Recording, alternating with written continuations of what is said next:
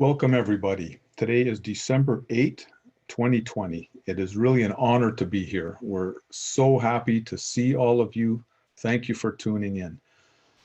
It's been a very intense year, and we're so glad we get to spend this quality time with you, kind of digesting some of the events of this past year and looking at some of the influences in 2021.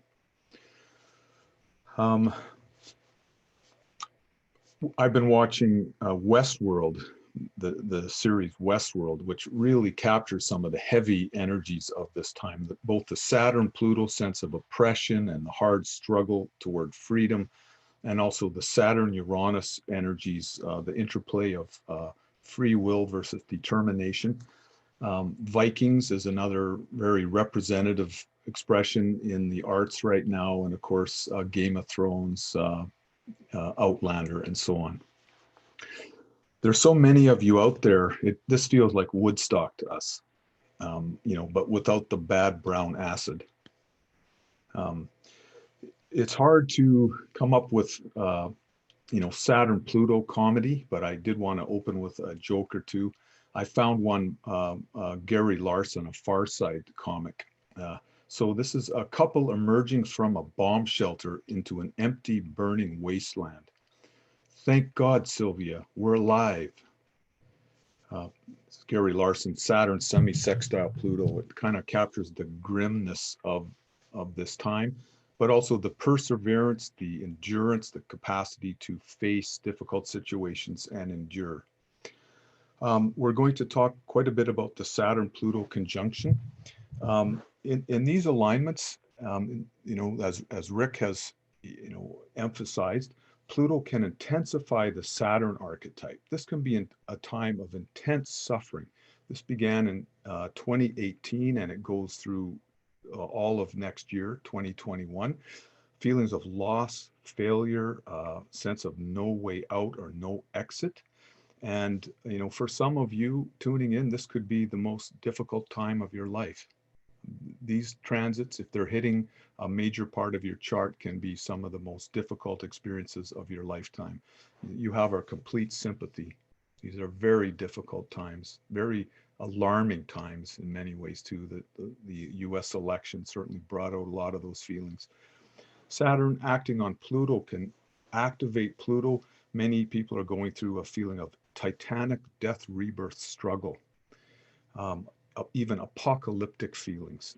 The Jupiter alignment with the Saturn Pluto tends to make it bigger. It amplifies and expands whatever it touches. And many people have commented it is what has turned the epidemic into a pandemic, the sense of shared danger, shared death rebirth struggle. We can see the Saturn Pluto in some ways as like a hard birth labor contraction bearing down on the collective psyche. And it's a very long birth, one that we've been in for perhaps 5,000 years.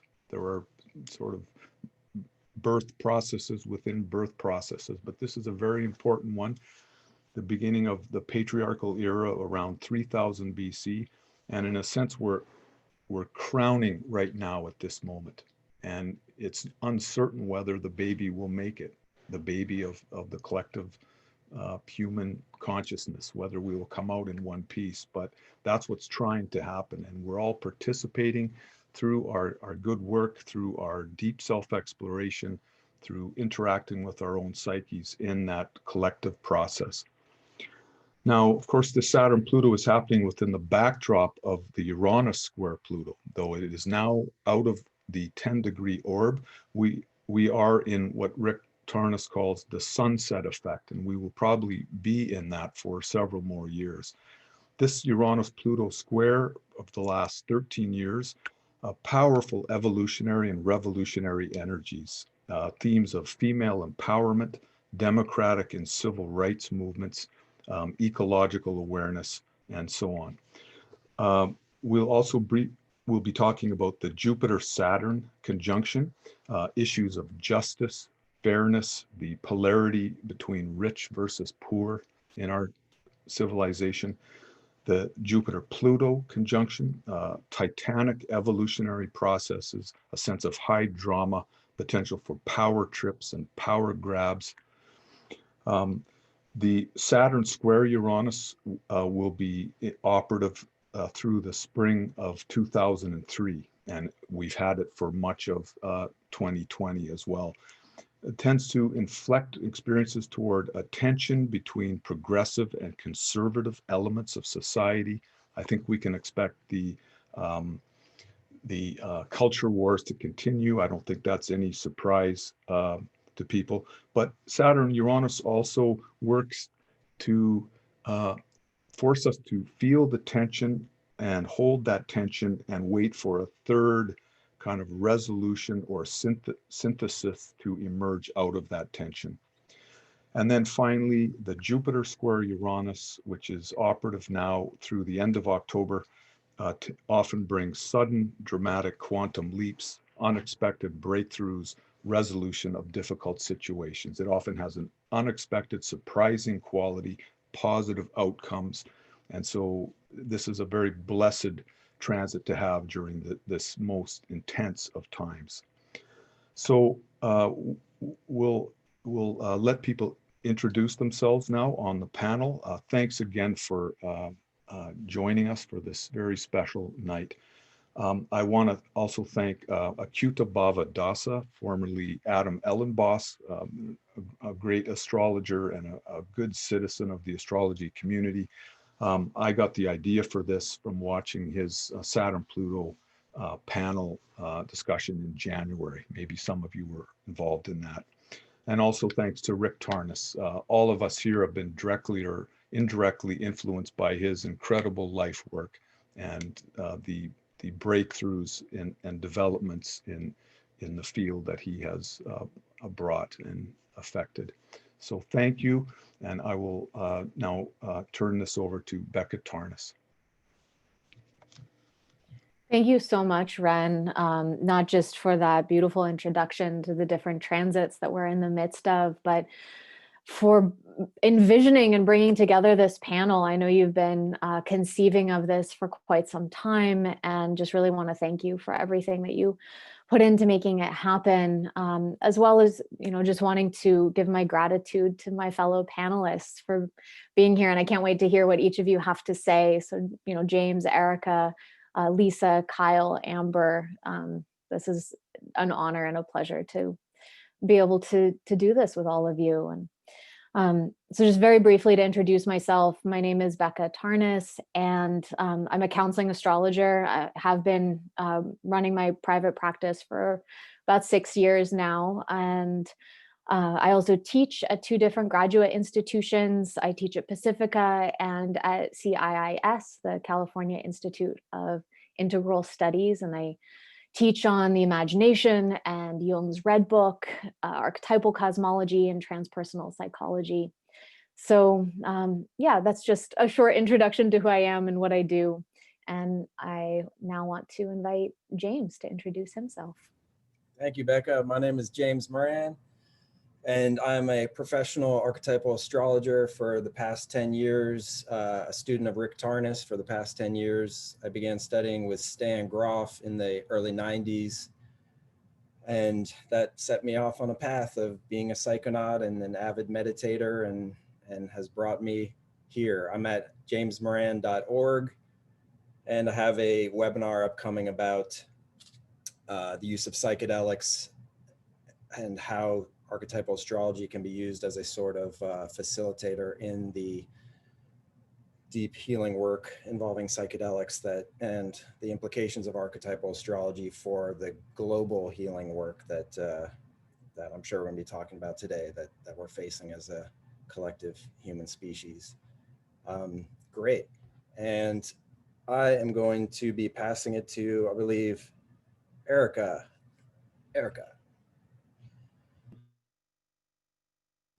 Haha, thank you, James. It's a pleasure to be here. Thank you to everyone for the collaboration to put this together. And so I'm Erica Jones, and I'm a counseling astrologer at Real Imaginal Astrology. And you can find me at realimaginal.com.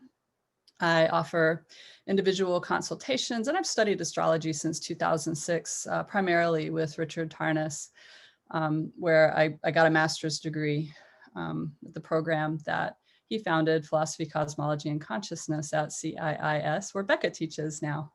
And I really, in my consultation practice, I really like to invite a conversation between the human and the greater than human world as the many layers in which that can be conceived. And I really am interested in helping people find the sacred stories of their lives. And I hope that we'll touch on some of the sacred stories of humanity in our talk tonight, and perhaps also into personal implications for all of us under such intense transits and pressures. And as far as what I got going right now, I'm very excited to share word of a collaboration I'm developing with Angela Billings of Sacred Door. It's a new program called the Community Prism, Self-Care to Deepen Belonging and Community. And registration will be opening in a few weeks. And we will use astrology and dream work and other tools to cultivate symbolic sight, to sort of use the power of astrology and learn how to use the power of astrology to cultivate hindsight in this present moment, like a little glimpse of more objectivity and greater choice. I also offer dream work groups and community, which you can find on my website at realimaginal.com. And I am going to pass it now to Kyle. Hi, Kyle. Hi, thanks, Erica. My name's Kyle Nicholas, and I've also been studying with Rick and everyone here. I've been working on a program called Archetypal Explorer for the past 7-ish years. I've got a software engineering background, and Cosmos and Psyche just kind of blew my mind open. And I've been working on this program. It's mainly it's like introductory people who want to do a sort of self-service practice. I built a horoscope chart and this timeline and a calendar and a bunch of other tools to visualize what's going on in the cosmos. And then Rick was very generous. He contributed his personal writings, which are unpublished, on all the different combinations. And Renn will contribute his book, The Archetypal Universe. And so that's been a project that has just sort of dominated my life in the best way. And yeah, so that's kind of what I've been working on. And I've been tracking COVID stuff all year and using the visualizations that I have. And so I'm going to present a bunch of data that way. And so happy to be here. And I believe next, let's see, Amber.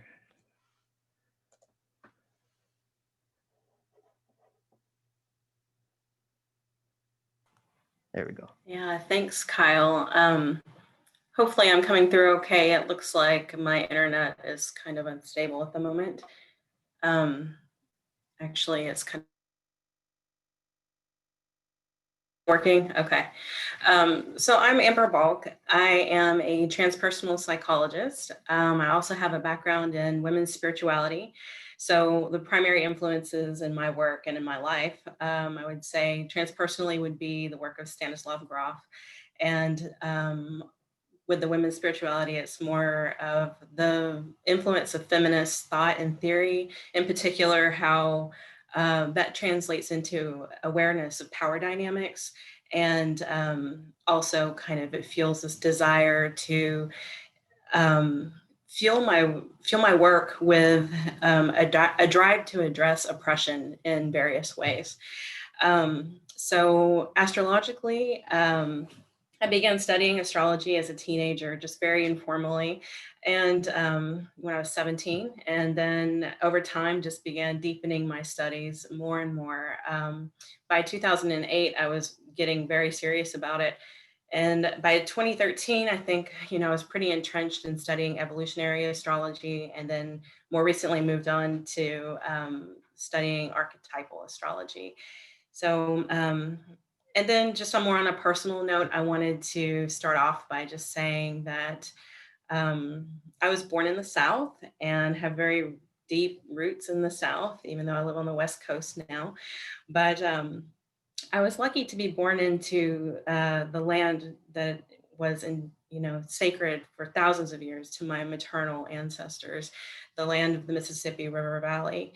And I think that's a rare thing to be able to say these days. So I just want to acknowledge that, because ancestry is really on my radar, and I'm going to be sharing more about that later in the other rounds. But everything that I do, I hope, is a prayer of gratitude to all those who came before, and a prayer of hope to the future. So thank you. And I believe I am passing it on to Renn next. Thanks, Amber. Yeah, great to be here again. I discovered Sequoian and Acker's The Astrologer's Handbook in my parents' home in the August 1979 or early September. Turned out to be a very lucky book to stumble upon, and I've been interested deeply in astrology every day since that moment, the fall of '79. Well, 3 months later, I went to Esalen Institute as a work scholar, and I had the very good fortune of having many conversations with Rick Tarnas over that year and in following years. And he really turned me on to the possibilities of astrology, the way that you could use it to understand both the processes in the psycho-spiritual unfolding, and also in the world of culture. And I was very impressed with that synthesis and that marriage. I was also fortunate to be in a month-long with Stan and Christina Groff starting in November 1980 when I was 20. And that also changed my life. Rick persuaded me to enroll in that workshop. We had a conversation in the Esalen garden, and he was telling me about the perinatal matrices, and it's blowing my mind. And I got to be in that workshop with the Groffs. I just want to say thank you again to my mom, who lived at Esalen Institute for several years in the mid 70s or early 70s, and really opened some doors for me there and gave me some roots there, which were very helpful. Thanks, Mom. So I eventually certified as a holotropic breathwork facilitator with the Groffs, and we do workshops up here in Victoria. I've written 3 books. Some of you maybe see The Pathways to Wholeness, The Archetypal Universe, and Oh Goddess just came out this summer. I'm also teaching an online class in what I call archetypal and holotropic astrology. It's a 10-month class that started in September, and I'll be doing a new class in this coming September.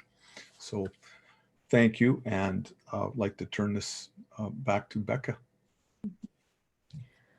So we're moving into our first round of what we're presenting, each presenting, and I wanted to just begin by invoking these planetary archetypes that we're all going to be speaking about. So to introduce particularly Saturn and Pluto, and then introduce Jupiter, because every time we talk about astrology, every time we talk about a planetary archetype, we really are invoking a primordial power of this universe. And so who are these planetary archetypes? And just wanting to create a space of inviting them into our virtual room here.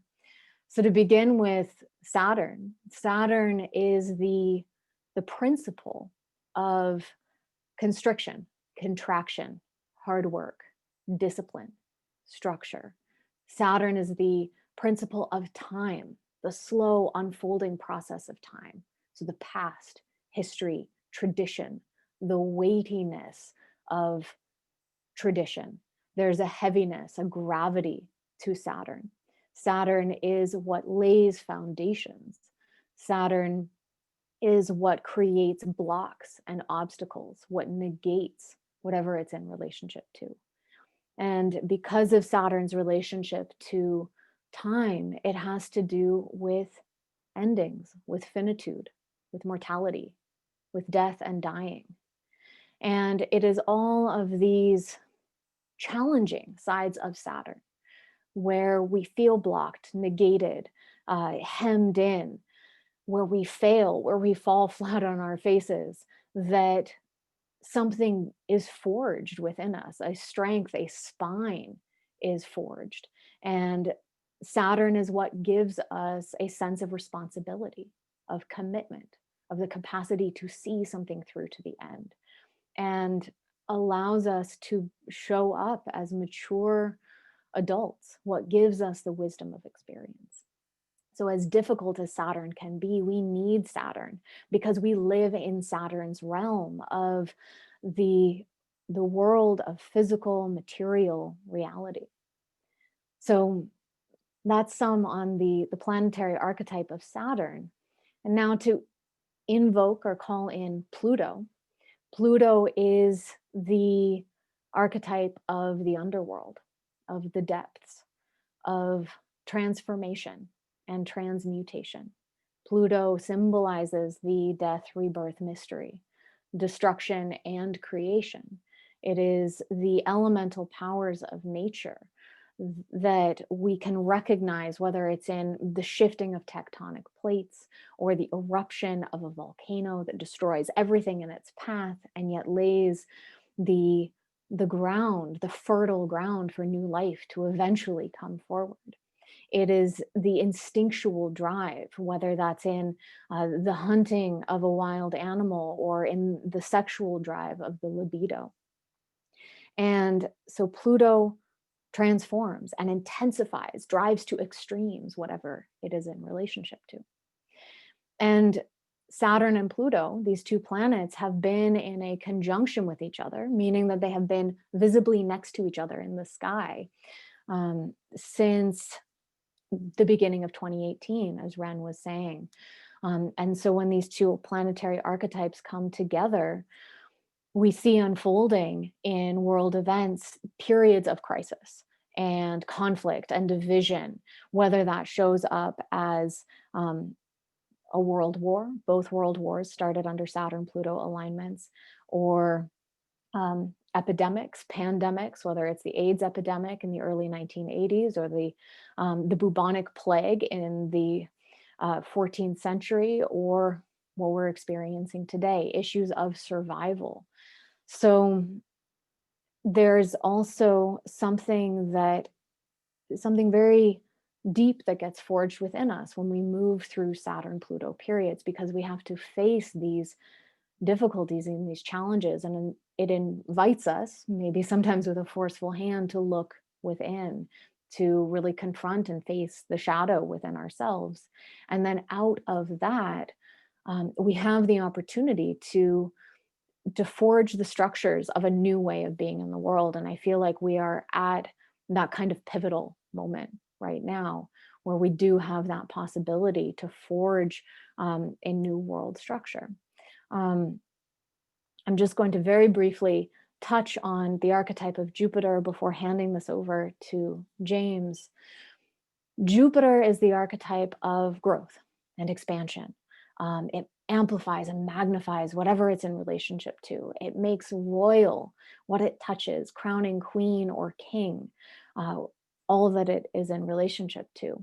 It brings blessings and abundance and joy, joviality. That's where we get our term jovial from Jove, from the name of Jupiter. And if Jupiter has a shadow side, it's when it becomes too much, too big, too inflated or arrogant. And so this year, 2020, Jupiter joined that Saturn-Pluto conjunction, and it took everything Saturn-Pluto was bringing forward and made it bigger. It took a virus and created a pandemic. It globalized this struggle for survival, and even crowned it, the corona crown virus. And so Jupiter's symbolic way of crowning or making royal what it touches came through even in that name. So I will leave it there and pass it over to James. Thank you, Becca. Beautiful invocation. Jupiter, Saturn, Pluto. So I'm going to be talking about Saturn and Pluto for a few minutes here, because that's a pretty important combination right now, because not only do we have a Saturn-Pluto conjunction in the sky currently since 2018, we also have the United States, at least as a country, was born with it's Pluto, when it was born, was at 27 degrees of Capricorn. And so there's a Saturn-Pluto conjunction in the sky, and that's also on that natal point of Pluto that the US was born with. And also Pluto has been transiting the sign of Capricorn, which is the sign that has a very similar likening to Saturn. It began transiting Capricorn in like around 2008. It entered into Capricorn, and Capricorn is the sign that's associated with the structures of society, oftentimes associated with things like banking structures, institutions. And as Pluto moved through Capricorn, there was a lot of the plutonic power, the kind of tossings and turnings of Pluto wants to transform things so that they overcome themselves. Their potential grows out from themselves. And so the banking institutions, there was in the 2011, 2012 Occupy movement, Occupy Wall Street, and you know, the 99%, the sense of really having a kind of like a evolutionary moment of wanting to shed, the snake wanting to shed its skin and kind of shed the structures that had gotten too old and crippled, and have a new generation there, new regeneration. And also that is kind of the archetype of Pluto enacting on the Saturnine structures of society, but also there is the structures of our society actually incorporating the plutonic transformative potential of ourselves through the legalization process of psychedelic therapy, which really took, the research really started taking off once Pluto got into Capricorn. The Beckley Foundation put out a graph of research, and it goes from about 2009 and just up to, it's just like a steep increase in research that's moving towards legalization, which is basically to say, taking a process, therapeutic use of psychedelics really allows an individual to go inside and encounter the cauldron of rich regenerative of energies in their psyche for kind of personal death and rebirth, ego death and rebirth that's within the individual, that allows the structures of the ego inside the individual to get kind of regenerated, just like the structures outside us had that sense of wanting to be regenerated. And so, so that is an example of the plutonic being integrated into the structures of society, in that there's a legalization process, there's a medicalization process that is allowing this plutonic element of our psyches to get kind of integrated into our societal structure. And I also want to take a moment to look at Pluto as an archetype. Pluto is the archetype that we like to say is very transformative. And when we hear that, we think, great, you know, that's great, it's very transformative, but it's got its own challenges in the sense that whatever it touches in our personal transits or in our world transits, it pulls that other archetype into the underworld, where it has to face its shadow, it has to face its ugly side.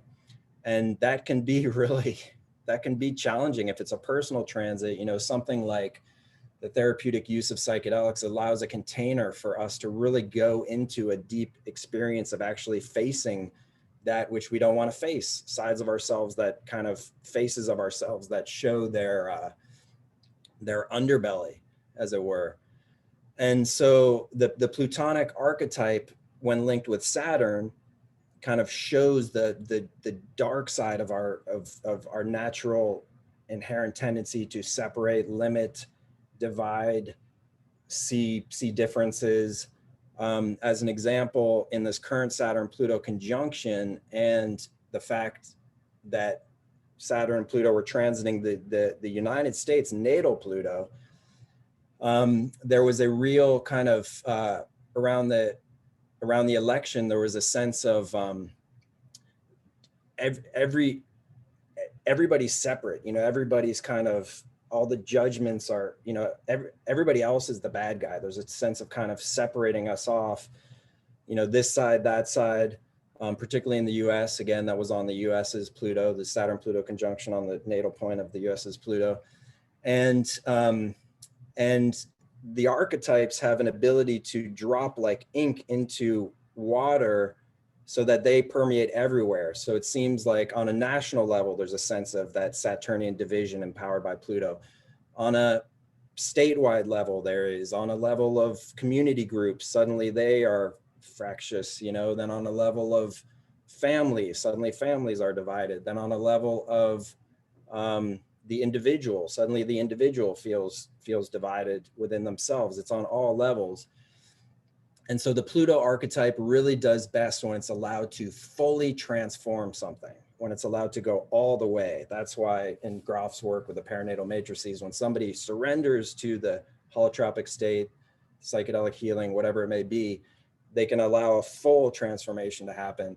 And that's when Pluto is most satisfied. And in terms of the US's Pluto return, that division, that sense of division coming up in the Saturn-Pluto conjunction that we have in the US Pluto return, it can allow us to actually transform the structures within us and actually have the full kind of collapse of the structures within us, so that there's a sense of a new way of relating to each other, which I think is important as a nation. I'm beginning to run out of time, so I'm gonna I'm actually gonna paste something here about a continuation on the exploration of psychedelics here in the chat. And I am going to pass it on to Erica. All right, thank you, James. I love how you're bringing the psychedelic resurgence into Saturn Pluto. And I hope we'll have some talk about that. But I myself am kind of rocking the dystopian vision, I'll admit. And it's just one perspective, right? I think there's a way that astrology can help us to prophesy. But the funny thing about prophecy is that it doesn't necessarily have to come true. Good prophecy is actually just being able to kind of assess what's happening. And if we keep going in this direction, the prophecy says, we might end up where we're headed. So I often remind myself that I try to take in as much as the totality of what is happening that I can, in order to make better choices, hopefully. And so, there's lots to be pessimistic about, and yet the cosmos loves surprises. And I'm definitely playing for team reenchantment and regeneration. And because of that, I really try to root into what is sacred and my alliance with life on Earth and in the stars, and let that help me to take a good look at the realities of the difficulties that we're all facing individually and collectively. And I think what's most on my heart in this present moment is really how to inhabit Saturn's superpower of being with what is. It seems to require a really open heart, sometimes a broken open heart. And I think that alchemical transformation of an open heart, being with what is it's necessary in order to generate kind of a shared reality with others. And that's a basic human need. It's not like this nice thing to have for psychological sanity. There needs to be shared reality. And the intense polarization that's happening, and I'm sitting in the United States, it can generate many different realities, many different futures, this kind of polarization, depending on what dominance holds sway. And 2020 astrologically has really haunted me since 2013. Just sort of my archetypal astrological studies had completed in 2012, and so I had sort of a collective level view with astrology, and that this year just really was reaching out to me. And the kindest pronunciation that I could make of 2020 was a return of the rule of the natural world. Saturn Pluto is often, we can call it the natural world. Saturn can bring a closeness to Pluto as that wild force of nature, and Pluto as encompassing the natural world. And Jupiter, the ruler, who is going to be in accord or be able to create the greater whole, WHOLE, that's necessary to move forward in a time that is fracturing. And it's like learning that the human being isn't in charge at all, that maybe humans are a part of life. And so I see a little bit of that in the COVID pandemic. But what I actually thought might happen under Jupiter, Saturn, Pluto was a development in antimicrobial resistant bacteria. Because in 2015, I learned that the entire genome of bacteria, it's literally the oldest life form on the planet, is mutating in response to modernity's attempt to exterminate it. And I think that antibiotics etymologically means against life. And I think there's that's something that I'm really tracking even within this present moment. And it's interesting, of course, here's the surprise. Well, yes, disease might have been a part of what Jupiter, Saturn, Pluto was bringing, but it was a virus, a novel virus. I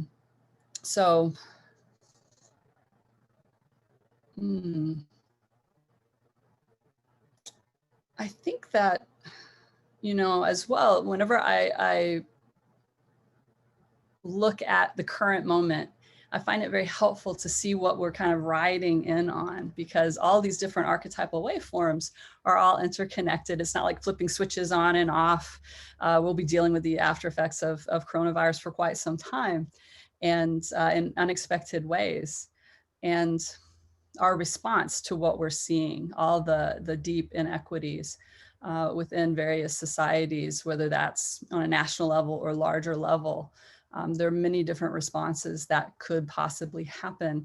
So whenever even before that phrase fake news became popularized, there was already this widespread disintegration of belief in many news sources, and a kind of polarization around different news sources that I would kind of correlate to Saturn-Neptune square of 2014 through 2017, kind of together with Uranus square Pluto, that much longer cycle that's just now wrapping up here in 2020, that came in with Pluto's entry into Capricorn in 2008. And Saturn has this sort of cutting off effect with Neptune at times, like the cutting off of illusion, where Neptune is our beliefs, or that can also be untrue or profoundly true. And that melting away of illusions and kind of a revelation of what was being pushed away or hidden seems to me from that time period sort of culminating in a moment of just severe disorientation. The chaos that's emerging from it, because it's not enough to just not believe mainstream news. It's not enough to just like say, well, the usual authority figures are no longer important or are lying to us. It's, an absence of a new official narrative is where we're seeing the chaos of Uranus really already making itself very, very much known. I'm so in the Saturn-Uranus vibe already. And it's been coming in already with including Pluto. But I really am curious to see where this powerful trope of paranoia, which is Saturn-Pluto, will continue to go, where it will head as we move into Saturn square Uranus. This sort of breakdown of trust in the social institution of the news media. That's very Saturn-Pluto, because, it's like this idea of walls, Saturn's walls closing in on you. And what is that closing in? What is closing in on us? It's a very well-documented expression of that complex. But whenever I look at this layer of Saturn-Pluto kind of flowing into the Saturn-Uranus that's coming in, and the various technological advances in media and how people obtain information, like this is just really outstripped any sense of media literacy. like how to vet information. And I'd say that even traditional media literacy with traditional sources was pretty lacking anyway. And we're in this brave new world that I kind of see a collision coming on strong through Saturn square Uranus, that we're in through the end of 2023.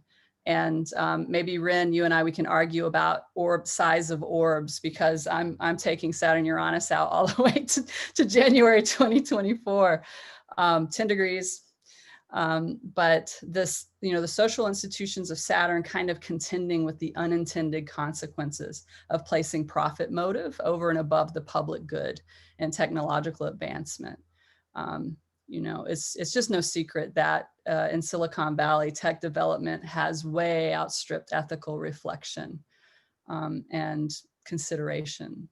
So that's my unicorns and rainbows contribution to our conversation. And I will pass, I believe, to Renn.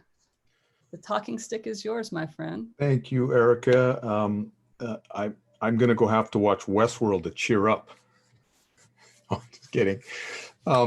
Thank you, James and Becca as well. And before I forget, Becca, James and I have actually been talking for about 1.5 years about some possible online conferences, and we may be, co-hosting an online day-long conference sometime this year. Thinking about it, we would be able to invite many more members of the archetypal astrology community. So many of you in the audience, we look forward to your participation too. So I'm going to do my nerd imitation and show you a slideshow. This is so fun for me. I'm just going to make sure that I'm on the right view. Okay, it's a couple steps to get there. There, can you see that, Kyle and Becca? Yeah, you can see that? Looks good. Okay, Rosetta Stone of the Numinous. So through many conversations between Rick Tarnas and Stan Grof in the early to mid 70s, they eventually came to the understanding that archetypal astrology could function as a Rosetta Stone of the processes of the psyche, both in psychedelic assisted psychotherapy experiences, and because everything in human culture is an emanation of the psyche, also in the world of culture. These are the transits that we're talking about today, this triple conjunction of Pluto, Jupiter, Saturn. Many of you are aware that Jupiter, Saturn will conjoin in the very beginning of Aquarius on the winter solstice. That's quite interesting. Jupiter and Saturn will also be, of course, in square with Uranus, Jupiter for most of next year, and Saturn for several years. And Erica, no need to argue, I'm around Egger as well. So that's a reference from Gulliver's Travels. And then for since August, Mars has also been in square with this Pluto, Jupiter, Saturn, just grinding in its message, to use a term from Rick, really enhancing the sense of bitterness, acrimony, harsh confrontation, the sort of grinding wheels of power and sort of conflict. And that'll be nice when that's over, but it certainly has made this election season very interesting. Now, Stan Grof conducted over 3,000 LSD sessions, and out of that data, he extrapolated what he calls an expanded cartography of the human psyche.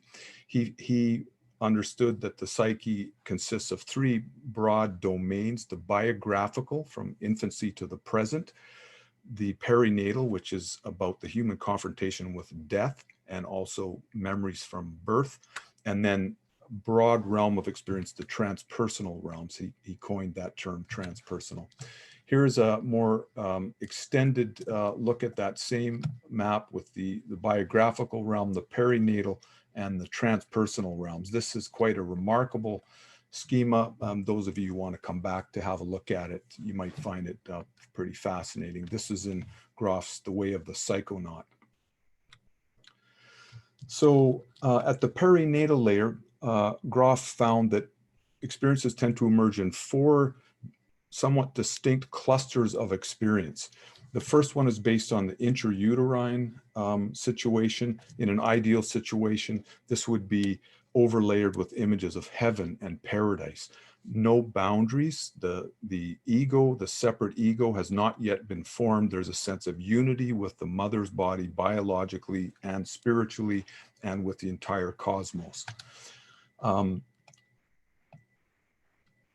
The second perinatal matrix is based on the beginning of the contractions with the uterus, the cervix still closed and sort of no exit, compression and constriction. The third perinatal matrix, or BPM, basic perinatal matrix, is based on the long, slow propulsion down the birth canal with the cervix now open. And then BPM4 is based on the crowning and explosive liberation as the infant exits the life-threatening birth canal and becomes an autonomous biological organism. Rick was able to make the correlation between these 4 perinatal matrices with the long observed meaning of the planets Neptune, Saturn, Pluto, and Uranus. And for my 3 presentations today, I'm going to look at Saturn, then Pluto, then Uranus. So this is an hour-and-a-half talk squeezed into 21 minutes. So BPM2, the cervix is still closed. There's a sense of compression and contraction, but no exit. Feelings of constriction, hopelessness, helplessness, very powerful root of clinical depression, lack of meaning or a meaningful connection with the universe. This can often be depicted at the onset as being engulfed in a whirlpool descent into the maelstrom. This is from an LSD session. The artist H.R. Giger was born with Pluto square Mars Saturn, very similar to the world transits right now, and many of you could relate to the feelings in this painting. The perinatal themes of intense compression and suffering. Another Giger. And then my colleague Olena Provencher in San Francisco drew this really interesting drawing of Jean-Paul Sartre in the no exit stage of birth. We know that Sartre had a poorly managed and unresolved mescaline session during his Saturn return. So transiting Saturn was conjunct his natal Moon-Saturn conjunction. And he ended with feelings of depression, hopelessness, a sense of guilt, the absurdity of life. And this became a very powerful influence on his entire life philosophy from that point on, and the development of existentialism in the 20th century. Now, I want to talk about perinatal themes engaged by the COVID-19 pandemic. Saturn BPM2, so feelings of fear, helplessness and victimization, sense of compression, feeling stuck in a holding pattern, isolation and enforced boundaries, seeing the other as dangerous or hostile. COVID restrictions remind many people of this state of constriction during labor and exacerbate their feelings of depression. And many people are resistant to these, not unreasonable restrictions in order to protect our wise elders and seniors and people with pre-existing conditions, because it reminds them of this much more fundamental threat. In conspiracy theories that are floated around now, feelings of oppression by those in authority, vaccines as a form of control or domination, a vast conspiracy to steal our autonomy and freedom. And I believe that people are projecting onto the medical experts these kind of perinatal memories of being constricted. Now, perinatal themes engaged by the Trump presidency and election. Now, this is a pretty wild and rich, fertile area. So everyone is feeling tremendous anxiety, fear of engagement, fear of loss of freedom.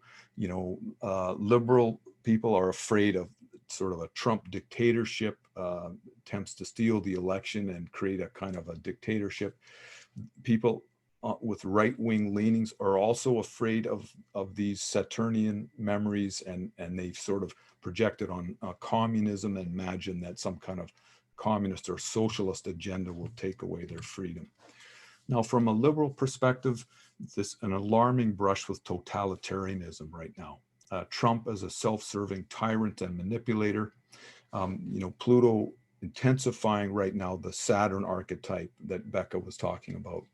Also, in a more ongoing way, a threat to abortion rights, forcing people to give birth. I believe that there are perinatal elements in that debate as well. Now, from a conservative perspective, Trump's projection of strength is seen as an admirable virtue, a necessary hardening of defensive boundaries. There's a great fear of change among people on the right wing, fear of loss of freedom in socialism or communism, as I mentioned. This is from a BPM-2 sequence in an LSD session where the uterine contractions are depicted as an attack by a monstrous octopus. And we can see this in the kind of sort of propaganda or political cartoons during this period. This is a fairly recent one where the government is portrayed as this monstrous octopus stealing people's freedom and torturing them and so on. This is a kind of a pro-Trump cartoon. And here's Donald Trump as the man of steel, a term Rick often used. The Pluto Saturn periods often correspond to hardening of boundaries, a sense of armoring and defensiveness. He's impervious to all criticism or all feedback, and they would see this as a positive virtue, people on the far right. And then this is a great cartoon from Angry White Menistan, where you see the intensified boundaries and all the things that they want to keep out. But I believe that these perinatal memories are underlying that fear of change. I'll talk more about that. So on the positive side, during these transits, we can discover a deep capacity to persevere and endure difficult situations. This is a time of forced introspection, a reset of our basic priorities and life strategy. This is the positive side of Saturn. But many people don't want introspection and they resent it, and it can be experienced as a negative force for them. So I will now turn this over to Kyle. All right, I've also got a slideshow. Let's see, share screen, keynote.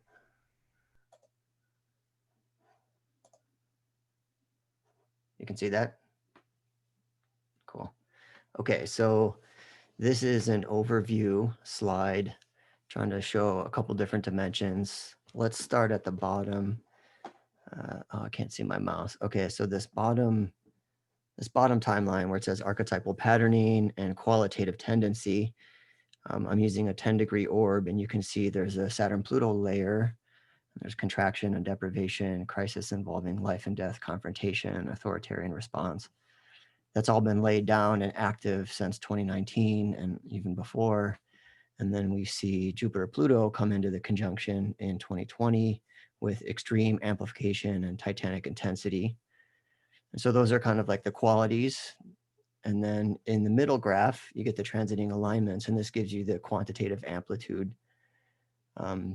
This is a 10-degree orb, so you'll see 0 degrees is at the top, and that's basically degree difference. So that means they're exactly conjunct, and then 10-degree at the bottom. And so you kind of see Saturn conjunct Pluto come in, and then it peaks at the very beginning of 2020. And then Jupiter comes in, and there's 3 peaks through the year. And then if we look at the very top graph, we've got significant events and trends that are pandemic related. And so the first COVID case happened in November in Wuhan, and then it started breaking out. And I think maybe in January, Wuhan got put in quarantine. And those are labeled as gray to signify the correlation with the Saturn-Pluto. And then around, I think March, April, I think it's March sometime, the WHO declares the global pandemic. So at that point, it had jumped out, it hit Italy, and it started kind of taking a foothold in multiple different countries. And then as Jupiter comes in, we just see this just spiraling out of control. We'll go into that more. So let's see.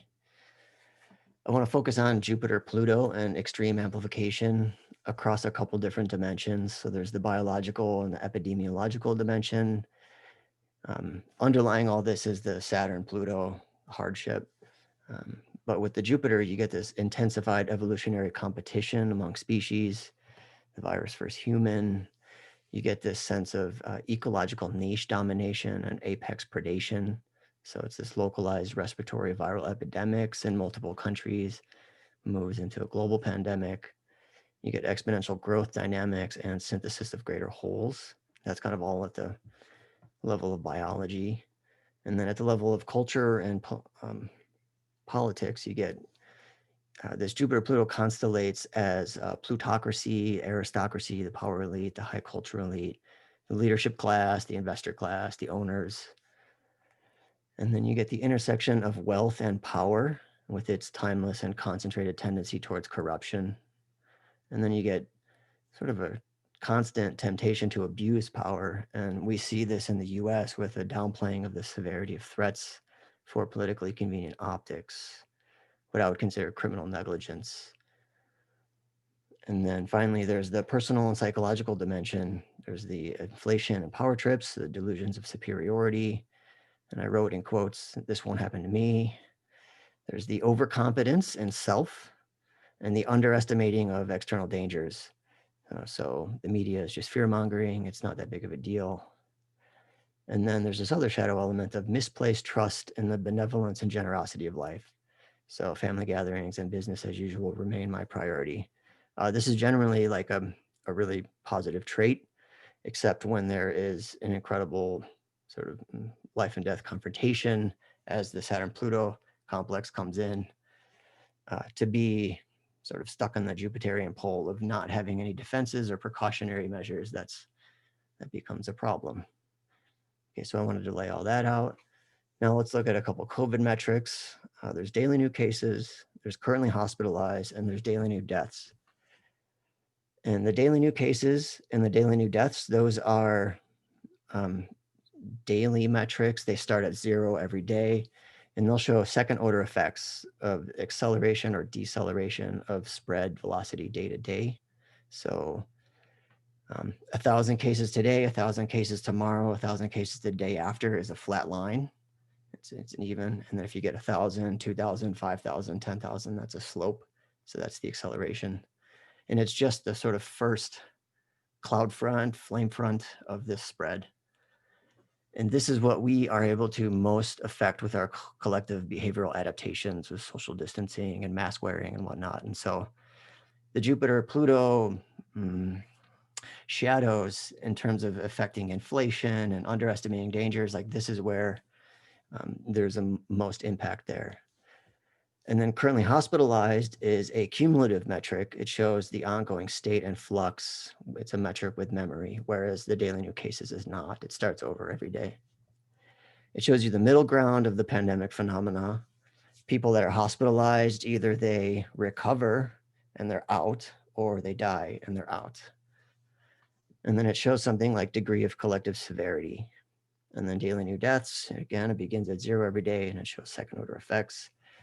And it kind of gives you a glimpse into the transpersonal dimension of the phenomenon. It's basically how many souls are leaving Earth every day and how that fluctuates. And this is where we have the least amount of personal control. This is kind of Saturn and Pluto coming in. Okay, so here's a zoom in on daily new cases worldwide with the Jupiter conjunct Pluto. So I can't see my mouse, but at the first applying, the first peak around April, you see a spike in slope. And then as it separates, you see a flattening of slope. And then as applying again in June, July, and August, you see another acceleration in spread. And then as it separates, you see a flattening in August, September, and October. And then as they come back for this last applying towards the peak, you see a pretty massive spike. And it seems to be kind of flattening out, but it's too early to say what's happening now. So that's worldwide. That's all the countries cumulatively every single day. So we're at like 600,000 cases every single day, day after day. Okay, zooming in. Here's just the US, and I sort of, the US has the most striking correlation with the Jupiter-Pluto conjunction. I think there's this element of, there's just something in the culture. The cultural state has the highest affinity with these Jupiter-Pluto inflationary shadow elements. And so you see like a really solid correlation in terms of daily new cases. And then we're looking at a pretty huge spike. Okay.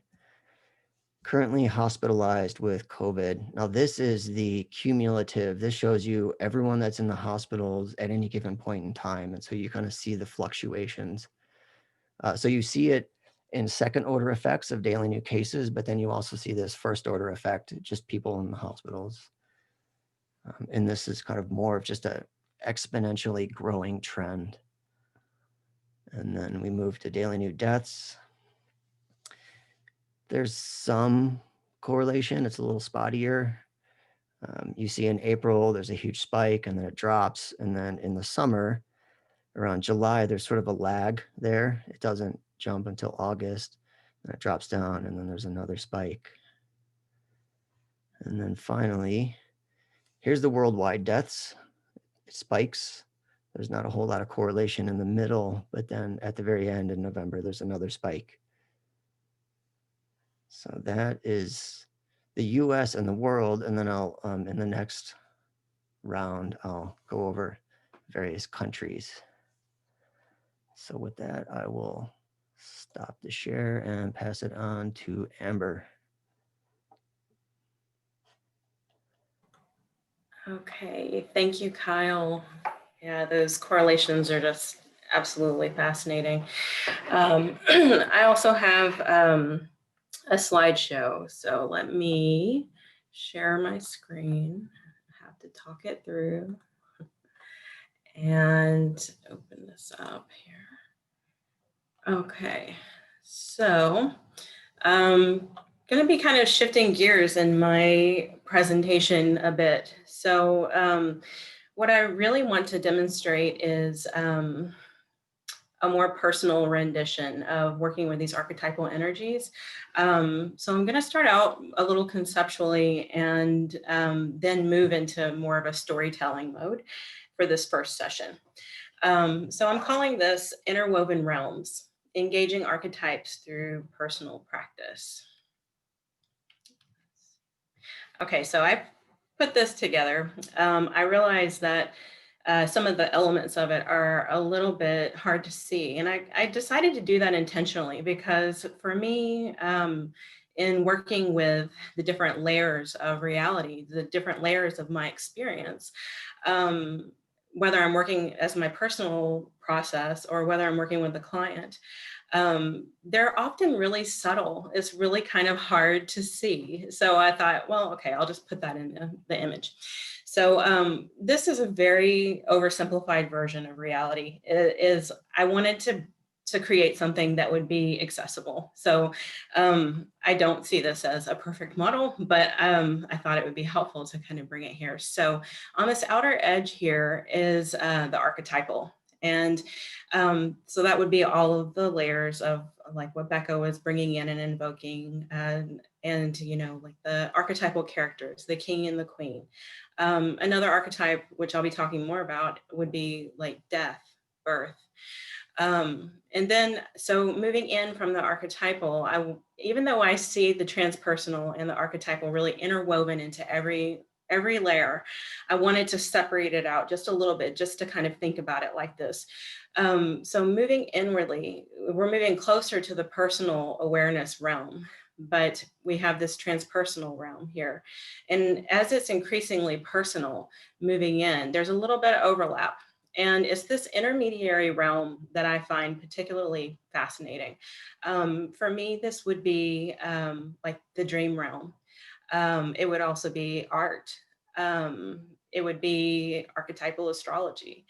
But, you know, so I wanted to show that there's kind of like this limited personal awareness aspect, which you know, a lot of different psychological approaches can talk about that in a million different ways. I wanted to keep it really like surface level. So this is just, you know, I'm not really trying to get into the different layers of the personal human psyche, but just the personal awareness.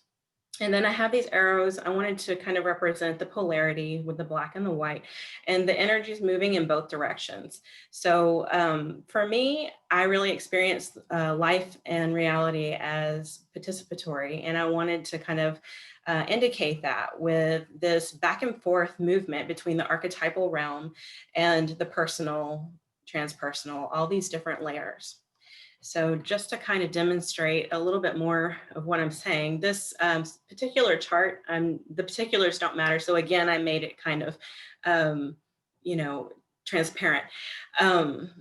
But basically, this is like how I would view, you know, a natal chart is a reflection of this intermediary realm right here. So when we look at a chart, the archetypal is represented, you know, in these symbols here, and we attribute certain meaning to that, and then we translate that in our understanding through contemplating a chart and through living our lives. So I wanted to just kind of touch on that. So that's just basically the framework that I'm coming from, but I really want to shift gears now and really take a more like personal tone. So I decided that I'm going to share a dream that I had this year, and I'm going to try to demonstrate how the themes that were in the dream connect into these different realms. So I'm calling this a Jupiter, Saturn, Pluto personal, transpersonal dream song, because the dream actually brought in a song also, and I'm going to present on some of the symbolism within the song and a performance in my third round. So at this time when I had this dream, I was actually having difficulty mediating the archetype of death. I was feeling anxious. Oh, and by the way, this I compiled images from the dream to kind of give you the felt sense of the energy of the dream. So, you know, and when I work dreams, so in my work with people and in my personal practice, I primarily work combining dream work and astrology. And for me, doing dream work, it's very important to tune into the individual's personal symbol system rather than referring to something outside of the person. Although every now and then it can be helpful to bring that in as an additional layer to consider. It's usually more, much more accessible to work with the material if the person is defining the elements in the dreams themselves. Again, it's kind of that intermediary, and it's getting filtered through that personal level, which I just find fascinating. But okay, so I was struggling, and then I'm just going to read the dream as I wrote it at the time. So I'm in my maternal grandparents' neighborhood. It's nighttime, and it has a very eerie feeling. It feels like the between times when the veil is thin. The tone is kind of spooky, and there is a low-lying fog over the land. My grandmother is showing me around her old neighborhood. The scene is very ghostly. People are strewn all over the sidewalks and lawns. They are all very sick or dying. I walk through with my grandmother, and I feel like she's showing me around and maybe also protecting me. I'm unsure of how to conduct myself, and I'm unsure why I am here. We pass by a man who is on his hands and knees on the sidewalk. He's clearly struggling to breathe. I can see that his eyes are wide and bulging, and his mouth is open and gasping, but he can't breathe. I feel entirely unsure what to do. Should I try to help him? Would it interfere, or would it cause more suffering somehow? Unsure, I gaze at his darkening lips and I take a step back. I scan the nightmarish death camp scene and I startle awake at 4 a.m. So I felt afraid when I woke up, and I had an odd chest congestion and pain, a physical manifestation of this fear. I calmed myself down and tried returning to sleep. And as I finally started drifting off, I began to hear a song playing in my mind. And it was a song that I wasn't that familiar with, but familiar enough that I was able to later track it down.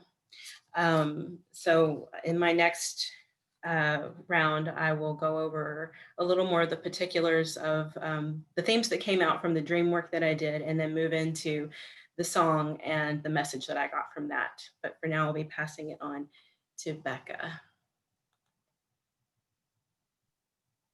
Thank you so much for that, Amber, and all of you in the panel. So moving into this second round, I wanted to bring in another planetary archetype, another presence that's been shaping this year. And that is looking at the role of Mars in these configurations. So we started off with the first layer of the Saturn-Pluto conjunction that's been here from the beginning of 2018. It will go through the end of 2021. And then nested within that is Jupiter conjoining both Saturn and Pluto. We saw those three exact conjunctions of Jupiter, Pluto in the beautiful graphs that Kyle shared. The exact conjunction of Jupiter and Saturn is coming up on the 21st. I'll talk about that a little bit more in the last round.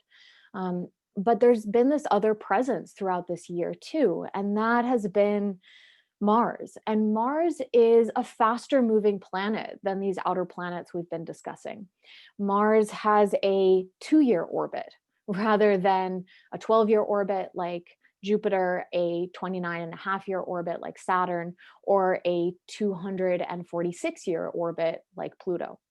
So Mars is moving at a fast pace. And the archetype of Mars is it ignites what it touches. It's fire and energy and action. It's the will to do. It leaps ahead. The glyph of Mars, it's this arrow kind of pointing forward in this assertive manner.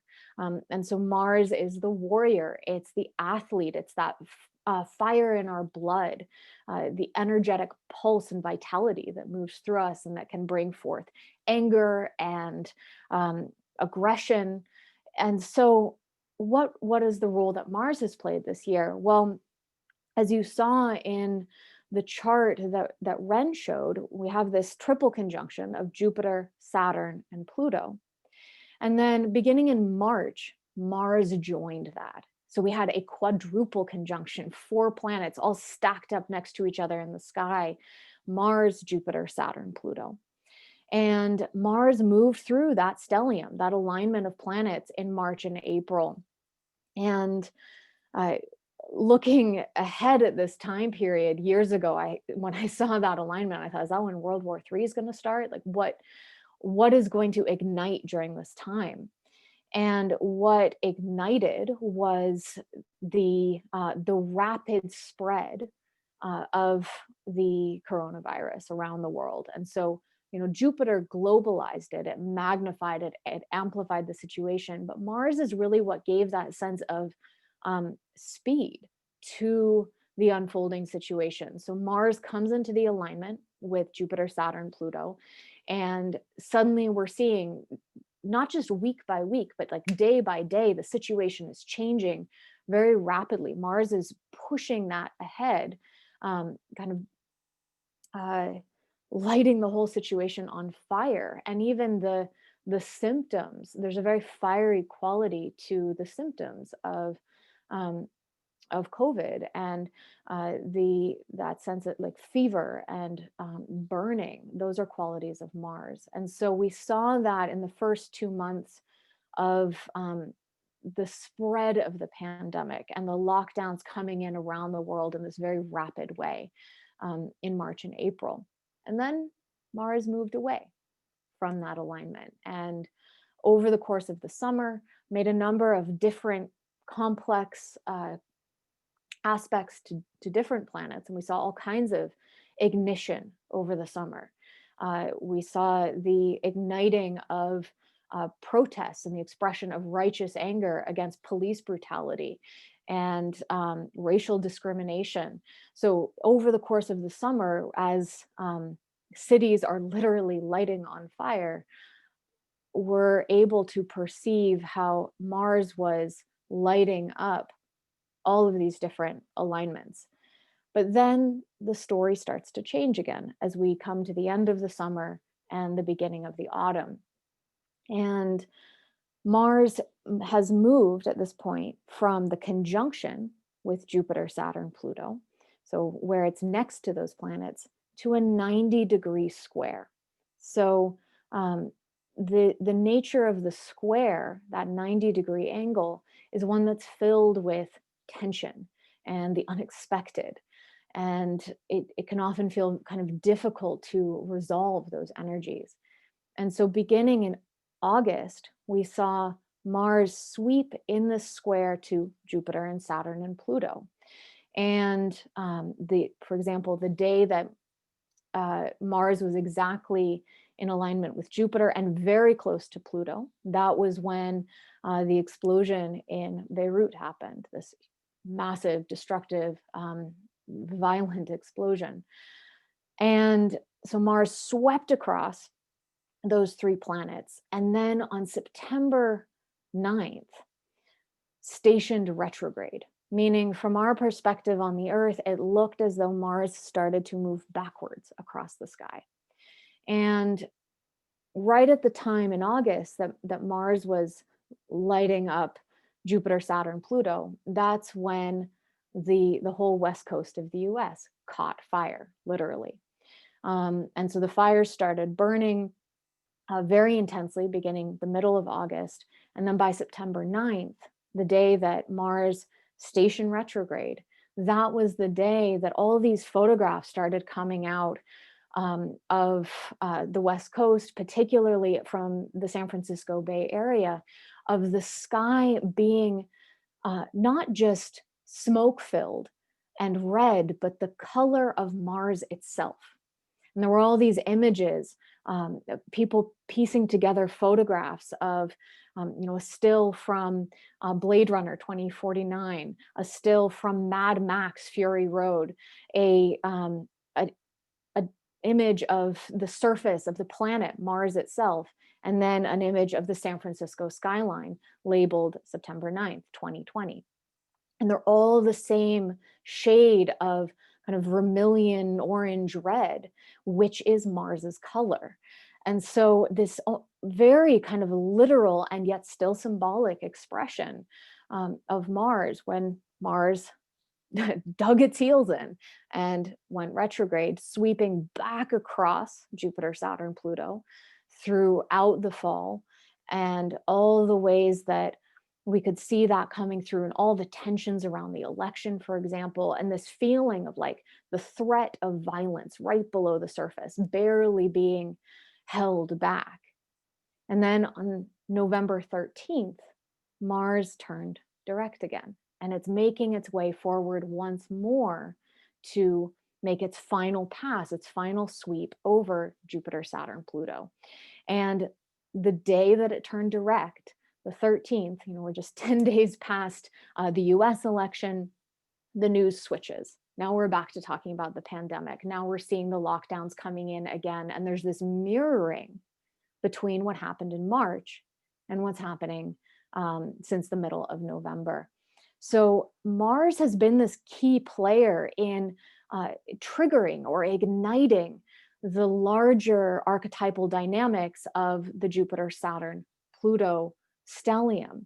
And because Mars doesn't go retrograde all that often, it's over 2 years every time it turns retrograde.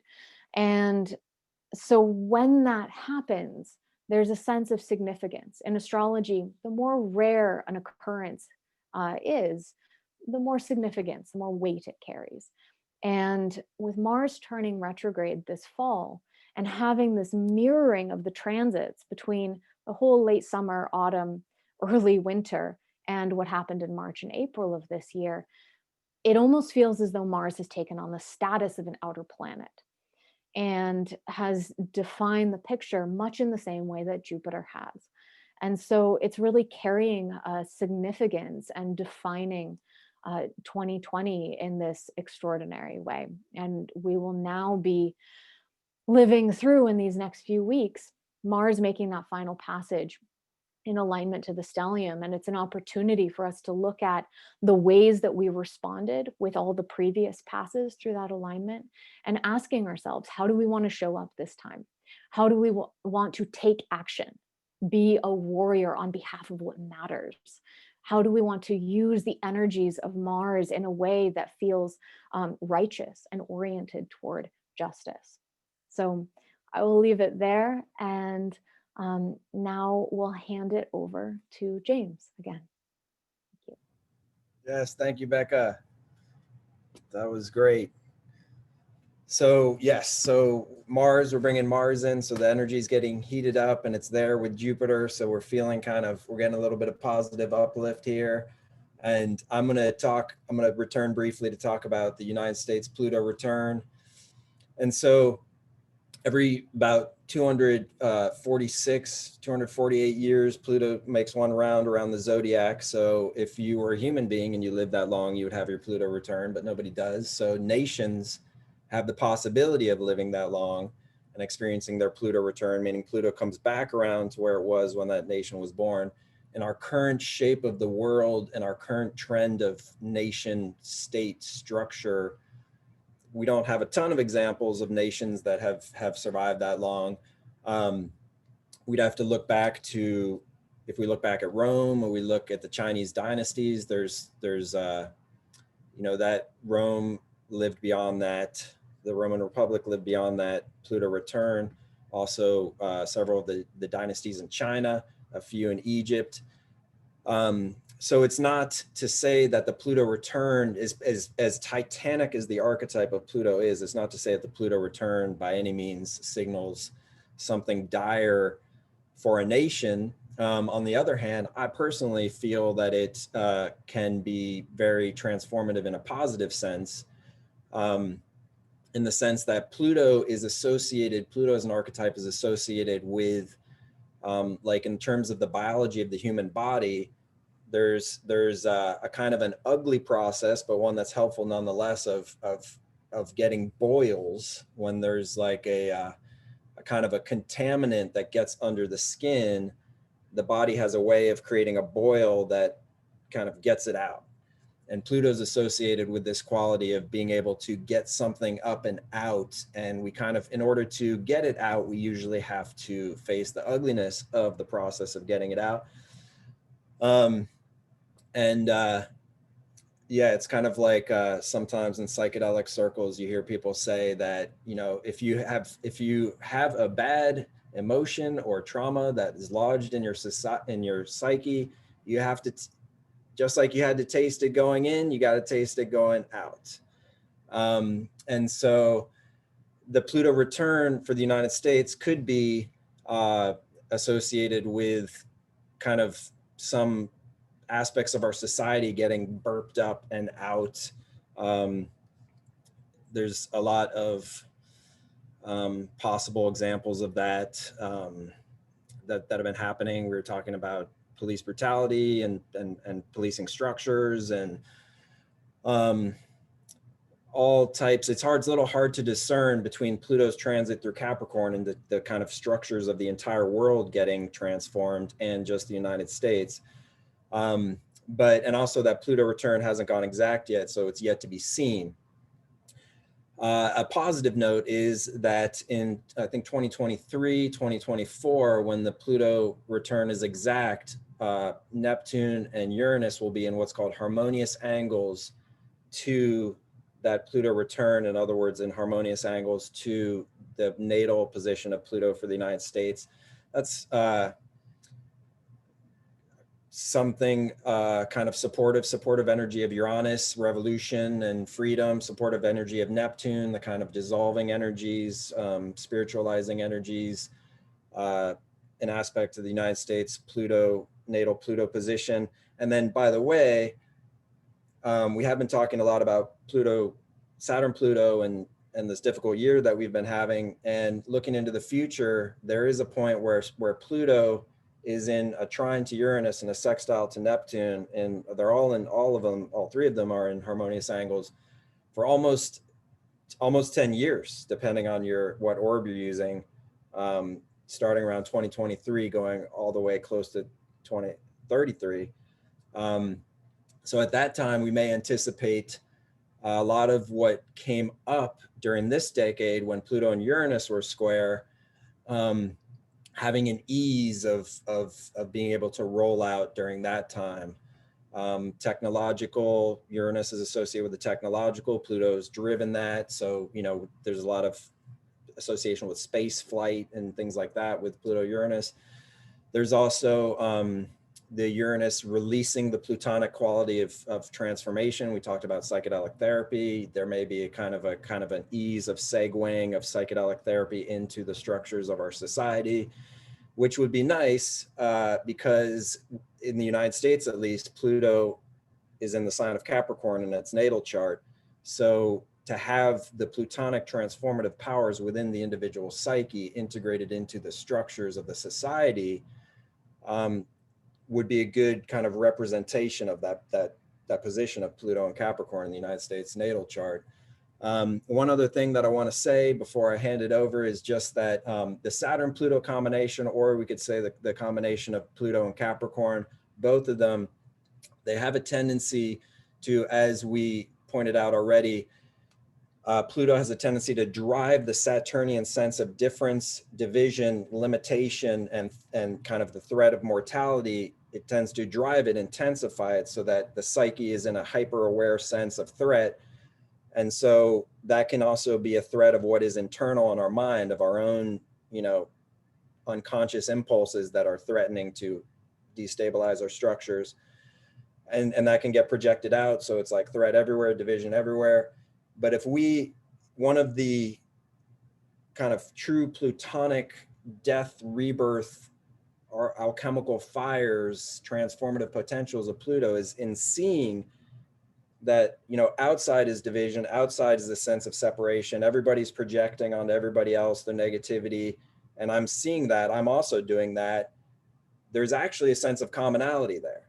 There's a sense that within all of our kind of mutual division, there's actually a sense like we're all in the same state. We are all experiencing the same state together. And that can kind of be a part of the other side of the concluding energy of a Saturn-Pluto cycle, Pluto transforming the structure to see that, oh, my internal structures, the external structures, my internal structures is similar. You know, like what is happening externally, what's happening internally. It, you know, it can, the old structures, old divisions of internal, external can get burnt down and allow for a new possibility, potential in terms of what is inner, what is outer, kind of a little bit more of a space for the transpersonal awareness of reality. So I'm going to begin to pass it on here and to others so that we can talk about other archetypal combinations, maybe look to the future a bit. When we come back around, maybe I'll get a chance to talk a little bit about Saturn Uranus. We can move forward from this Saturn Pluto, maybe. All right, I'm passing it on to Erica, I believe. You are correct. Thank you, James. You know, I'm gonna stick with Saturn Pluto for a bit longer, but I'm gonna bring in Saturn Uranus. All right, y'all, I got that Saturn Uranus square. That transit's been lighting me up, and I can tell you, holding the tension of the opposites it's a beautiful practice. We'll get to that in a minute. So picking back up on or maybe continuing with the plutonic transformation or deformation of consensus reality of Saturn, and that deep psychological need that James was also talking about. The social creature of the human really needs this kind of shared reality. You know, I'm really a fan of using more of a Jupiterian style to make greater wholes, WHOLES, when it comes to transforming shared realities. Certainly there is much which needs healing, but you know, that doesn't seem to be the intention of alternate reality makers that I see out there. I'm going to have to pick on QAnon. It's just one of the strangest things I've ever witnessed in my life. And other purveyors of like alternate realities that seem to be kind of preying upon the real and imagined fears of people. And that's the Saturn Pluto, right? It's the suspicion that something's not quite right here, which is true, actually. You know, we are in the middle of the Earth's 6th mass extinction event, which is considered to be caused by human activity. And the last time that happened on this Earth was 65 million years ago. So we're like literally in the midst of the termination of a geological epoch known as the Holocene, the last 11,700 years. So like this paranoia and the desire to kind of peer underneath surface appearances and to some hidden or maybe intentionally obscured reality is I think, quite an honest motive. That desire or the sense, the intuition, something isn't right here. You know, there are really things about our generally accepted reality which aren't quite right. Something about civilizational arrangements that are unhealthy. And so, you know, we've got the credibility of the basic intuition, but like, what do we do with this? And that's, of course, an open question. And I said in my introduction, the wider world is now experiencing an intense polarization that can generate so many different futures. Depends on what dominant stories kind of hold sway. And I think that this polarization could also be understood as a very well disguised desire for truth and reconciliation. And that's a mythic idea. It's a Jungian idea that the mythologist and storyteller Michael Meade talks a lot about this, that when two opposites are constellated very, very powerfully, it's actually a psyche and it's part of an attempt actually to generate a new shared reality. And I just think that one of the difficult difficulties of Saturn Pluto, the way that it generates polarization and the experience of opposites, is an accompanying desire for simplicity and black and white explanations. Saturn Pluto, I think, is a really well describes psychological trauma, which psychological traumas which are unhealed will actually see the world as a simple play of good and evil. There's no capacity for nuance. Everything's just this very easy to figure out who's good and who's bad. So I think that as Saturn Uranus really starts to take center stage in the next few years, I expect we're going to see some of the consequences of that longing for simplicity. The longing for easy villains, the caricatured superheroes, who's going to fix things, as the sense of shared reality continues to fracture and open up new possibilities. But this archetypal complex of Saturn Uranus is just so unpredictable. It has sudden reversals of all kinds. And I think it really highlights the uncertainties that we face on every level and around the globe in recovering from the impact of the pandemic. So the glaring inequalities within and among societies, they're just so visible. And that, as James was talking about, the broken or problematic in social fabrics is just not as hidden. It's been drawn to the surface. But Saturn Pluto, it creates also such a diversity of perspectives on events. Depending on your explanatory story, you can see the lockdowns around the world about coronavirus as some kind of authoritarian evil, or the same thing as actually an attempt to care for each other. I think that's just a trip. That's just like how amazing that these two absolutely contradictory stories can coexist around the exact same phenomenon. How people can manage to see the exact same events and piece them together in a completely different pattern. So that Saturn-Uranus cycle is really going to pick up the tension of the opposites in a profound way.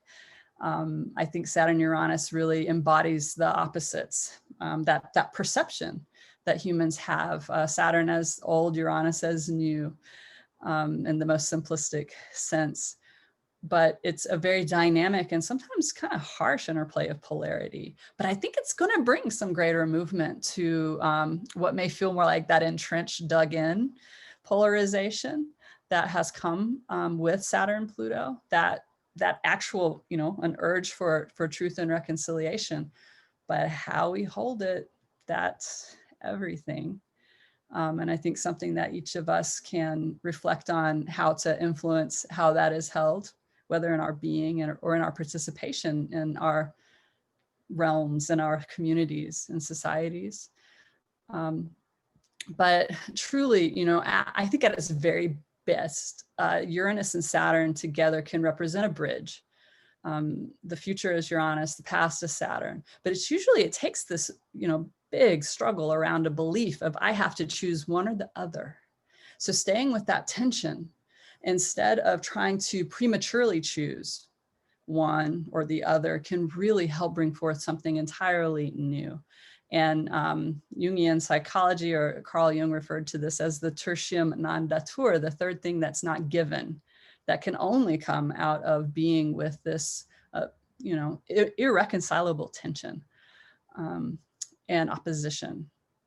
So, I'll have to wrap up here, but I would say that an overarching quality of our times is to cultivate the capacity to not know and to be in a really receptive state.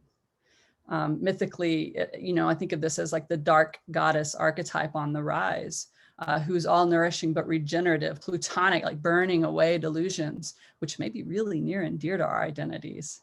But that process, the dark goddess, brings authenticity and greater truth and a continuity of existence. So I will leave off with that beautiful being and pass the baton to Renn. Wow. Wow, you are also blowing my mind, Erica. A lot of things that you said, I will be also talking about, the beautiful synergy and overlapping. And thanks to everyone for your excellent contributions. So I'm going to share my screen again.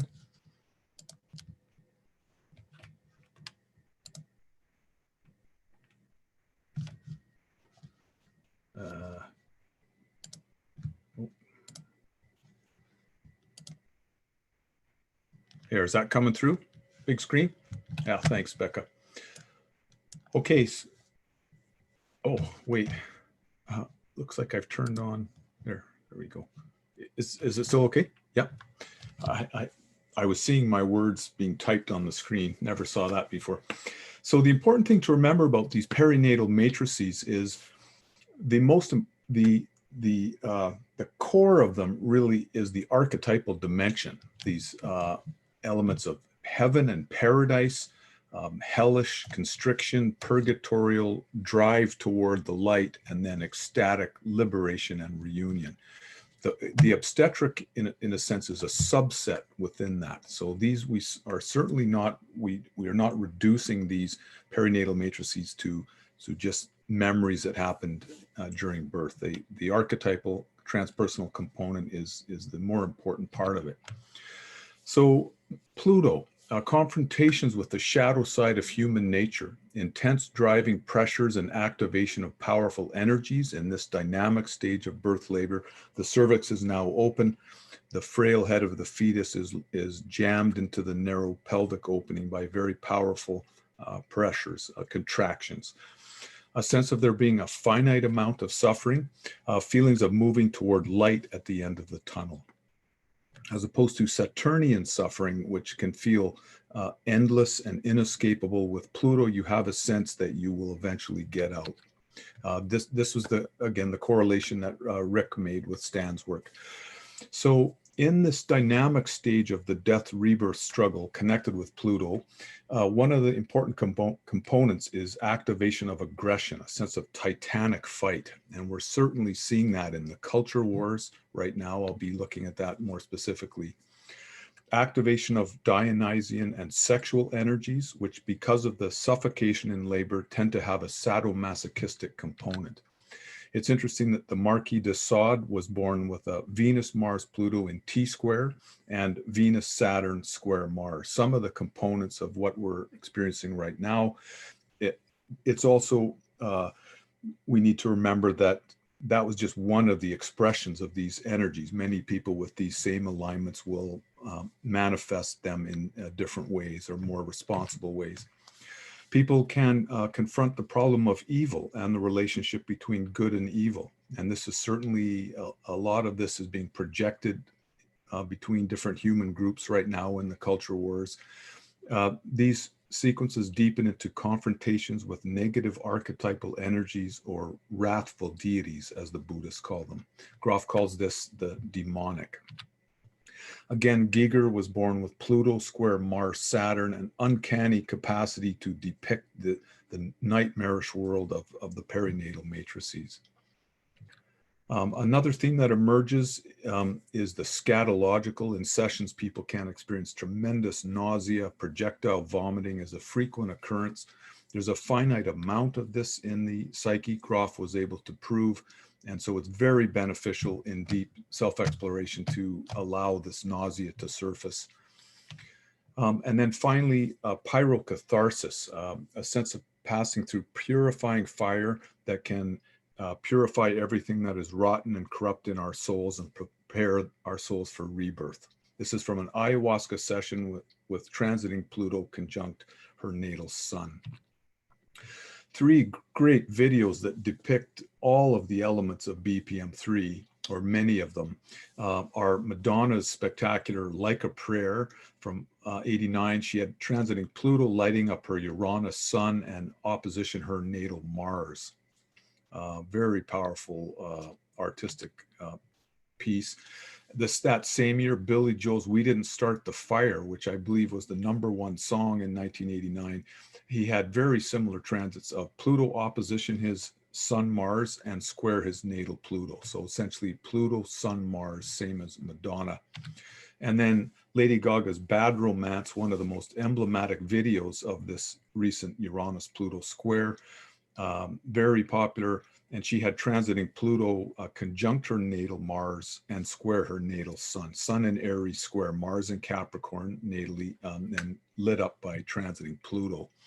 This video is like a textbook illustration of Groff's BPM3. If you haven't seen it, I'd recommend checking it out. And then a great expression of BPM3 in the arts is Picasso's Guernica. Pluto square his natal sun when he drew this paradigmatic expression of the breakdown of structures of the 20th century, the horrors unleashed in the world wars, and this was specifically the Luftwaffe bombing of Guernica.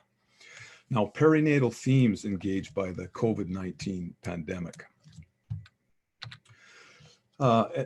In March, especially, the sense of apocalyptic danger and intensification of the culture war. So now we're looking at Pluto BPM3 here. There was an interesting scatological element. Some of you may have thought of this, the run on toilet paper in the early days of the lockdown. It was like the shit was hitting the fan and people just thought if they only had toilet paper, they were going to be able to make it through all right. Now, from a liberal and a medical perspective, the dangerous behavior of not wearing masks at large rallies, often referred to as Trump's death cult, inflexible economic considerations, and a willingness to sacrifice the lives of others, such as seniors and those with pre-existing conditions, rather than threaten economic gain. Groff talks a lot about BPM3, a very powerful root of the 2 main human problems facing our species. Aggression and also insatiable greed. And maybe in the next webinar, I can sort of unpack that a little more. So very difficult choices. It's horrible to see people losing their businesses, and it's just a very difficult time. Hard times, as people talked about the Saturn, Uranus, Pluto T-square and the Great Depression of the 29 to 33. The wearing of masks and physical distancing could have greatly mitigated these problems. So unfortunately, the US in particular is getting this in a very difficult magnitude. Someone online wrote this, Carmen sent this to me, my girlfriend. If you're refusing to wear a mask due to concerns that your brain won't get enough oxygen, it's pretty clear that ship has sailed. Now, from conspiracy theories and far-right perspective, enforced mask wearing is a form of domination and acknowledgement of weakness, a reminder of perinatal choking. People have this fear of choking, and this is, for many people, Groff found this is the most important meta trauma in their lives, was the choking, sometimes being brought to the edge of death during the birth process. Anything that reminds us of that choking, we will tend to react against in a very overblown way. So also connected with Pluto here, the determination to press through and not be deterred by the threat of death. This is kind of Trump's approach, is just, let's just power through, and death is death, and death happens, or whatever his expressions are about it. So kind of maybe the ruthless side of Pluto would be how the liberals would see that, liberal people and most educated people. Perinatal themes engaged by the Trump presidency and election. Oh, get ready, put your seatbelts on here. Feelings of apocalyptic danger, activation of aggressive feelings, escalation of the culture wars. And this has been, by all accounts, an intense pressure test of the US constitutional system, a major death rebirth struggle when, everything is on the line. Trump's attempts to circumvent the will of the American people and basically steal the election is really a coup. And if something like that happened, it would be the end of the United States as we know it. From a liberal perspective, Trump's rhetoric giving permission for people to act out their shadow feelings, their racist projections, urges to confine and punish others, lock her up. With Saturn, we tend to identify mainly with victims, or rather with BPM2 experiences. In BPM3, people can, when they're experiencing that in their sessions, they can identify emotionally both with victims and perpetrators. And so there's this kind of activated Pluto now, and this desire to be the punishing force, to turn the tables, instead of just being the victim, but to be the actual doer, the perpetrator, to do it to other people, to be the one that does the confining, the judging, the punishing. Separating children from their parents and putting them in cages. From a conservative perspective, fear of too rapid change, permission to express aggressive feelings. Trump has given people permission to let it out, and they don't want that to end. It feels good for people to have a kind of an enemy that they think they can justifiably aim their aggression at, the Mexicans or the liberals or whatever.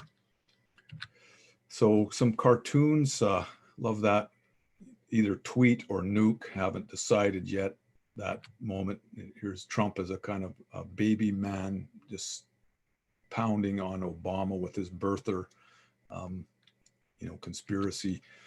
Now, sadomasochistic themes also connected with BPM3. From a liberal perspective, members of the Republican Party are prostituting themselves for short-term gain. And here's a great cartoon. I just had the worst nightmare. And also the sadistic cruelty and acts of police brutality. I can't breathe. These famous, these paradigmatic crying out of African-American victims of police brutality really connects it with that primal trauma of the birth process. It's like where the collective psyche is in a state of suffocation in this death rebirth period. Now, from a far-right conspiracy perspective, Erica mentioned QAnon. Thanks for bringing that up. They see the Democratic Party as a cabal of Satan-worshiping pedophiles running a global child sex trafficking ring and plotting against President Donald Trump, who is the hero fighting the cabal. Now, it's very plausible that while there are undoubtedly financial and political motivations of the leaders of those conspiracies, many of the followers are influenced by this memory of BPM3, as we saw.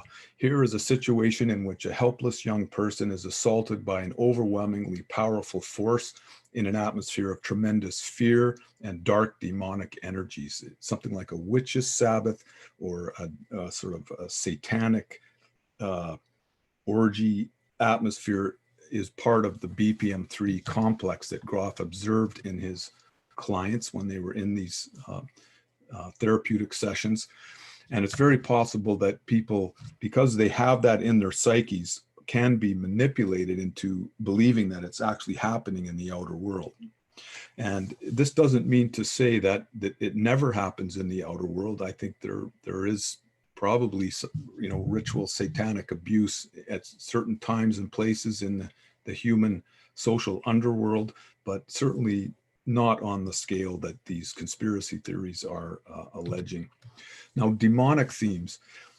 Rick talks about tendencies towards splitting and othering during Saturn-Pluto world transits, projection of one's shadow material onto other people. From a liberal perspective, and you know, most of us in this webinar would probably not see these as projections, but as actual truth. You know, moral failure of many Republican leaders in not condemning the totalitarian behavior of the outgoing president in his attempts to overturn the results of the election. Trump as a self-serving demagogue on a dangerous power trip, attempted coup. This sort of demonic energy, it would be how progressive people would see his behavior. It's a great cartoon, you know, not really the most admirable savior. You know, here Mary Magdalene's a 10. He's talking about another thing, you know, don't shelter the homeless.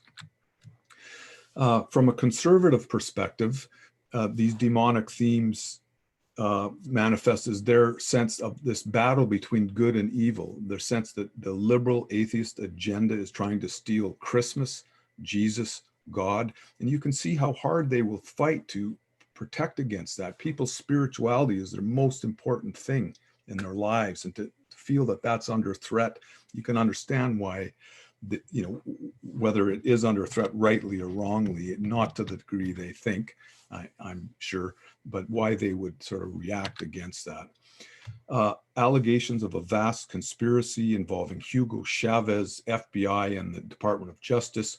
Kamala Harris as a monster and communist. I am your bulwark against Antifa. Trump says this sense of there's evil forces, and I, Trump, am the savior, protector. And then again, the issue of abortion, this wedge issue that costs so many elections for the progressive elements, the many hundreds of thousands of fetus aborted each year in the United States. Many people will vote for the Republicans just on this issue alone. Now the scatological themes, and I apologize for going a little over time on this one. I just couldn't fit this into the 7 minutes. Now, an almost universal perception of breakdown and corruption, whether you're on the left or the right or the center, this is an alarming time with this sense of breakdown and corruption. From a liberal perspective, Trump's ongoing crass and repugnant comments, trashing the democratic process, Giuliani's shady lawyering, oozing hair dye, farting in court, this sort of fits into the general complex of Pluto that we're immersed in right now. David Axelrod of CNN said, Trump is leaving the White House in a supernova of lies and corruption. He's really going for it, you know, Jupiter conjunct Pluto. And then his executive orders rescinding environmental protections, just incredible, damaging and short-sighted actions, permission to pollute the air, water, and soil that we all depend on. And thank you, Erica, for bringing up the apocalyptic catastrophe of the extinction of species. This is a terrible thing that's happening, and we are really in the fight for our lives as a species right now. Now, scatological images, the Liberty going down the toilet from a recent cartoon. And then here he is draining the swamp, but it's going into the water supply. From a conservative perspective, Washington as a fetid swamp, huge dumps of votes. This is more of just a sort of a wordplay, you know, connection with scatology, but his image of Washington as a fetid swamp, and he's somehow going to drain that swamp. A very effective cartoon from the right-wing point of view, showing him as draining all of that scatology out of the psyche. Of course, while it exists in the outer world, the main difference we can make is to clear that material out of our own psyches by facing it in sessions. If we remember this image of the onset of birth depicted as a descent into a whirlpool, then we could perhaps see, as Erica kind of alluded to in some way, Trump here as an unwitting agent of the Dark Mother, or Kali, who is overseeing a kind of forced death rebirth process of the progressive elements in society over the last 4 years. You know, this sort of puncturing of our idealism that, 4 years ago, and faith in, and so on, and then this amazing period of confrontation and self-introspection.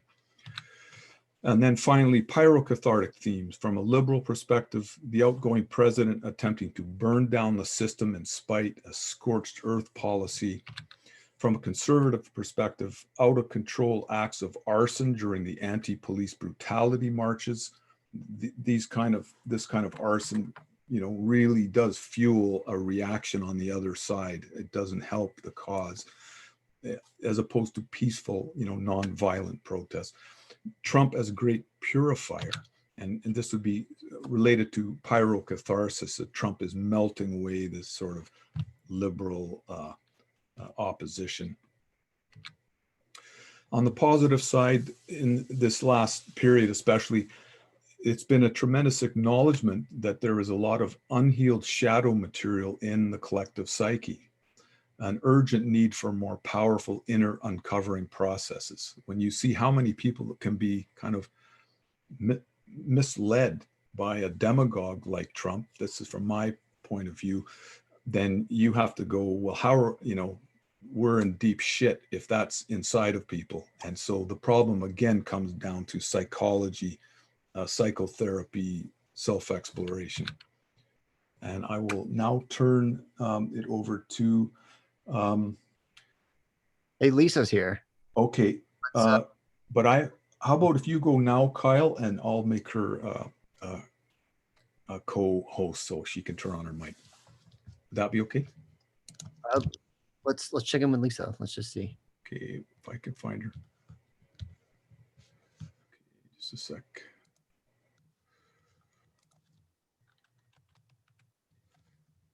All right, I found her. Just a sec. Okay, Lisa, you should be good to go. I'd like to introduce Lisa. She was teaching a class at a university, and welcome, Lisa.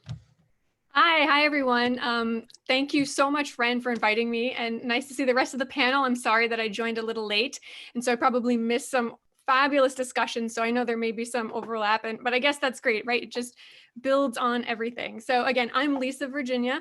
I've been studying holotropic and archetypal astrology for about 8 years now.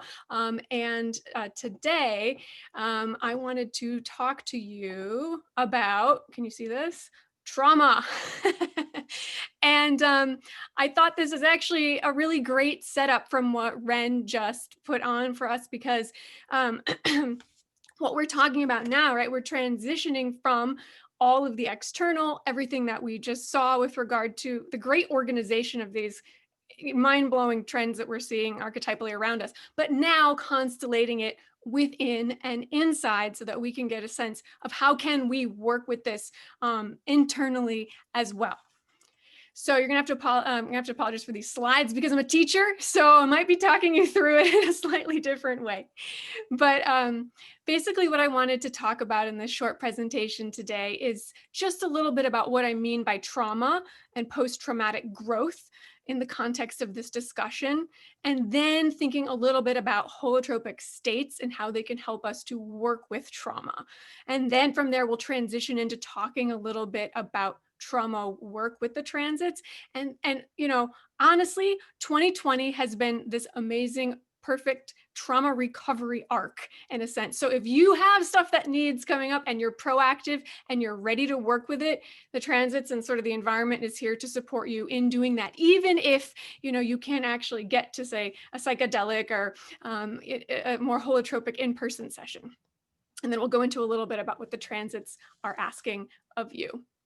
Okay, so with trauma, when I talk about trauma here, when we all have our own experience of it, but really one way to think about it is that it happens when we face circumstances that are beyond our ability to cope, right? So what happens is in the moment when we're bombarded with it, like even now, like all the things around us, if we're not even talking more childhood or long-term traumas, we dissociate. We pull away from those experiences because it's impossible in the moment to actually process it all at once. So we sort of pack it away, and then one by one, as we're ready, when we're feeling safe, if we have a protected environment and can take it on, then we can start unpacking that trauma, right? So when we think about post-traumatic growth, really that's the whole process of moving through, in many ways, all of the BPM stages that Renn was talking about, moving through to breakthrough, which is what we've seen in the arc of these massive transits over the past year or so, and longer, right? Some of them have been engaged for quite some time with larger orbs. So once we can actually integrate it, then we have this great release. So I want to be talking a little bit about that. I do want to say, anytime we talk about trauma, it's just so important to say, everyone's is their own trauma, and also make sure that you have your own support when diving into more deep issues, right? Okay, so before we can move on to the transits, like I said, I just want to take a moment to review a little bit about holotropic states, because some folks may not have experience with it, or it might just be helpful for a refresher. Again, apologies if this was discussed in the first part of the presentation. But what we're talking about is it's a term coined by Stan Grof, but it's really a non-ordinary state of consciousness where you're able to sort of just click out of your humdrum life and an egoic view of the world and see these other types of associations, right? So what we're thinking is you can move more quickly and progress in this relatively quick timeline, as opposed to maybe mere talk therapy, because you can get in and really pull out all of the more somatic experiences and more deeper emotions that are associated with it. And really, if we want that sort of base level healing from trauma, that's the type of work that we're called to do. So, some of what I just covered is under here, under why are they relevant? But it moves us away from that personal identification of trauma with that egoic perspective. It's my trauma. It happened to me. It's not that it didn't, and it's not that you can't be pulled back into that from time to time. But as you move into the more archetypal perspective that's afforded to you through a holotropic state, then you can start to see it more as like, oh, this is our collective sorrow. This is grief. This is something that humanity's been going through, right? And so that allows that distance and processing, but also because it gives you this opportunity to process, like I said, these deeper things that have been held, and sort of make up a sense of who we are and our coping mechanisms that can get in the way. Maybe at the time, right, the coping mechanism was great. It helped us survive if we were in an abuse situation. Later on, now we have to work through that and unpack it.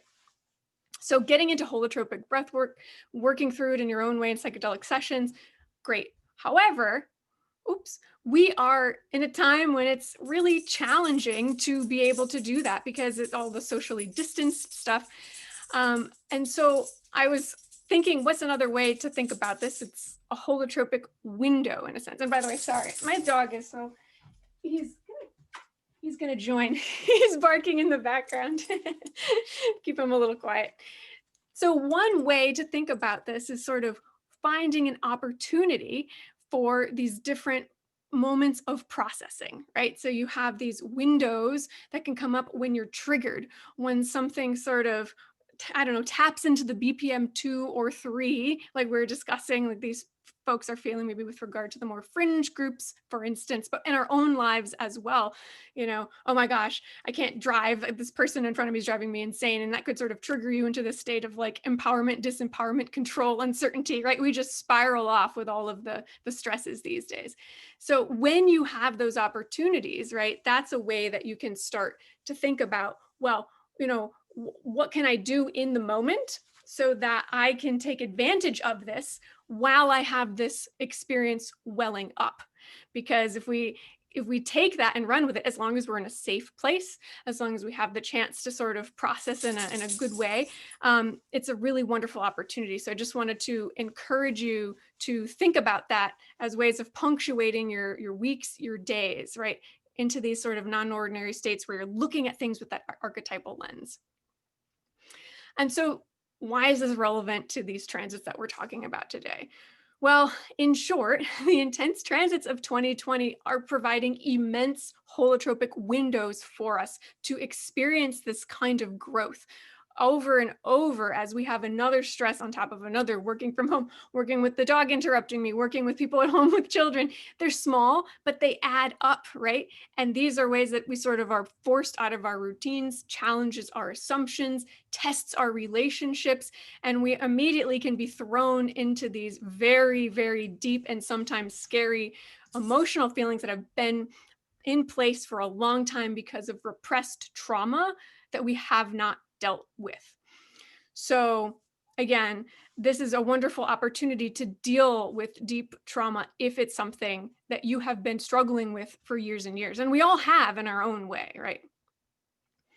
So here is the arc that I was talking about, just sort of mapping out the trauma recovery. And so we have sort of this timeline with Saturn, Pluto, right? Kicking off things. These are the exact conjunctions that I have listed here, but I have wider 10-degree orbs presented in the next slide. But right off the bat, right? When we are invited in with Saturn, Pluto to view our trauma, right? That is the seeing and the feeling of the pain, maybe the initial memories if they come up, or just being reminded of things, feeling overwhelmed because there's just so much being triggered at once and it's sort of hard to maintain course.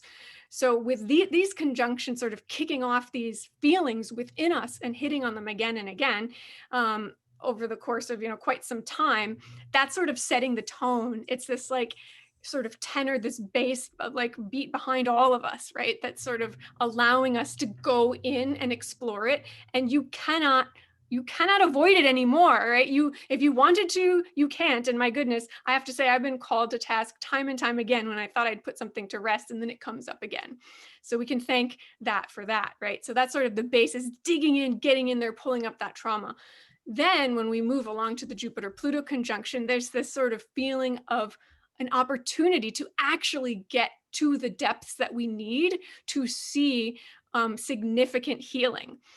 So that means that you're going to see some of the most dark and terrifying stuff at times, but it's paired with this ability to find the inner strength within you to pull yourself up and to be able to actually make it through, right? To push through. And again, this sort of speaks to some of the BPM 2 and BPM 3 moving through these transits here, like Renn just set up so nicely.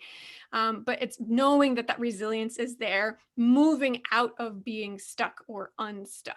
And again, I know this is sort of very top level, but again, it's sort of everybody's trauma is very different and very personal. So if you can sort of overlay it on anything that you might have been dealing with over the past few years, right? So the next upcoming, right, December 21st, exact conjunction for the Jupiter-Saturn conjunction. The way that I've been thinking about this is that it almost feels like we've gotten used to the stress, to the things piling up upon us one after another, and accepting that it's really our responsibility to heal. This is not going away. Like, we've had to wait it out. There's a vaccine on the horizon. There's some changes maybe happening in our lives externally. That's an example of sort of a little bit of a light at the end of the tunnel, or feeling like all of that hard work and getting through to where we are now has paid off, right? And so we're committing to this self-care. We're observing the emotions that come up within us, and we're knowing that we're going to get somewhere, and we're kind of like steeled for however long it's going to take. But the nice thing about this is that soon enough on the horizon, as has been discussed, right, Jupiter-Uranus square is activating. That's like a 10-degree orb, like this week or something, right?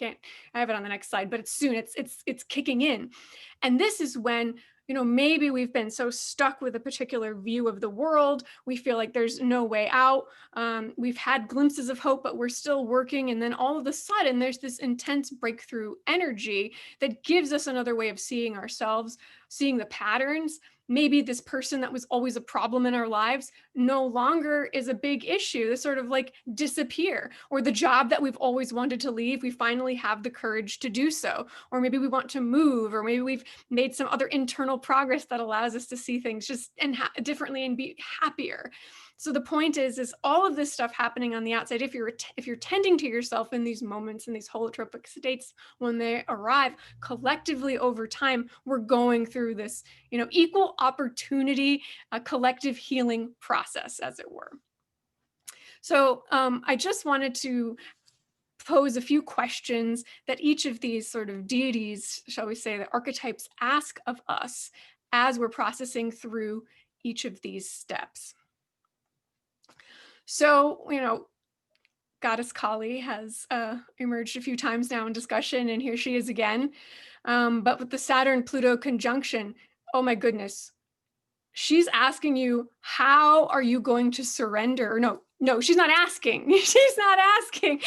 You have to surrender, right? There's the longer you hold on, the more painful it will be. That's for sure. And then so you're also prompted, well, why do I want control? Why do I feel like I need to understand this or need to know where I'm going, right? The themes of uncertainty, I think Erica brought up, that's again throughout this. And the other thing is it okay to feel pain? We have to be comfortable in feeling pain and knowing that we're safe now. The problem, quote unquote, how trauma works, right, is it sort of encapsulates that feeling. It might be associated with like death and other awful things, depending on, near-death experiences, whatever types of traumatic you might have had. When it comes up, it's just as real. But knowing that you're safe here in the moment and you can go back and process that, and it's a step, right? So being okay with that. And then again, how can I endure, right? So as we move along, and we've had this sort of blow up of these feelings as with BPM-3 and such and the like, here are some other prompting questions. What have I avoided or that needs to be seen?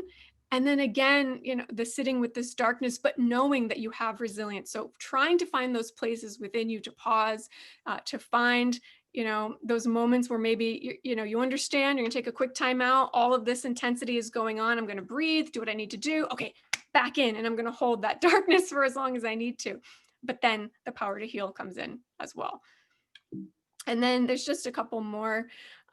Jupiter-Saturn conjunction here, as I had mentioned, this commitment to healing, this commitment to showing up for yourself, to not forgetting about that thing, oh, that really bugged me earlier in the day, and not being like, oh, well, I feel better now because I can just turn on something on Netflix and like eat this chocolate and whatever. And no shade or shame on that. I mean, I do that too. But the point is like at a certain point, you can't do that any longer, right? And so knowing that this is the time to just grin and bear it, or at least bear it if you don't feel like grinning. And then, yeah, making these adjustments along the way to set us up to remake that reality. And then these other questions here, when something new and different just drops in your lap, so it might seem easy enough. I don't have to do anything. But the thing is if we've been stuck in, say, a no exit situation like BPM-2 or something like that for so long, it's almost like you're coming out of this dark tunnel and you're like, wiping your eyes and can I do this? Is this for me? Is this going to just be more suffering? How do I know that I can act and take a step and sort of making some change in my life?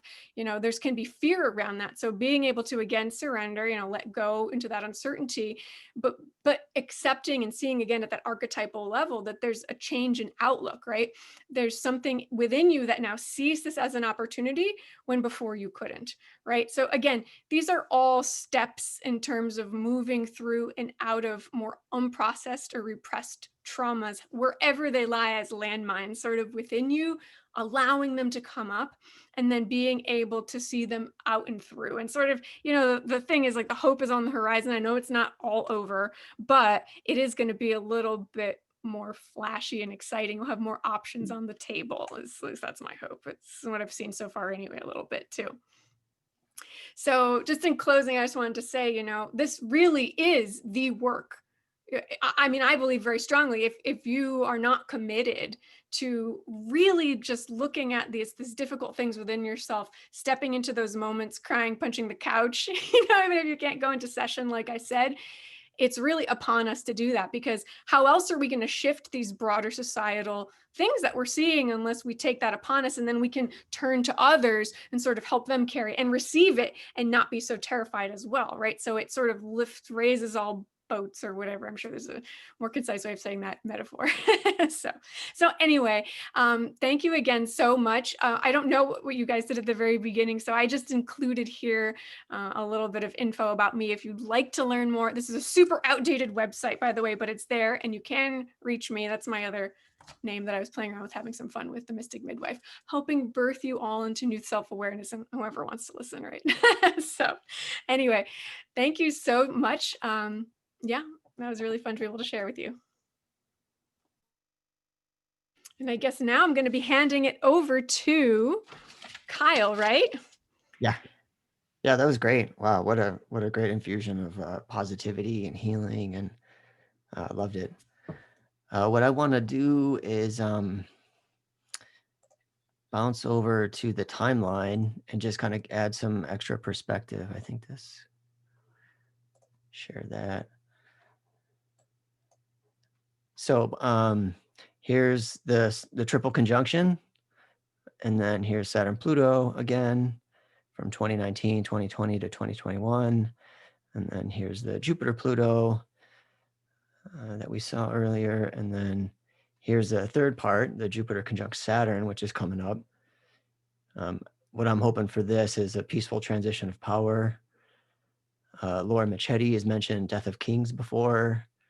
And there's the Tecumseh's Curse and the assassinations of presidents and whatnot. And so I'm hoping everything remains transitioning. And then also I wanted to, let's zoom in a little bit to 2020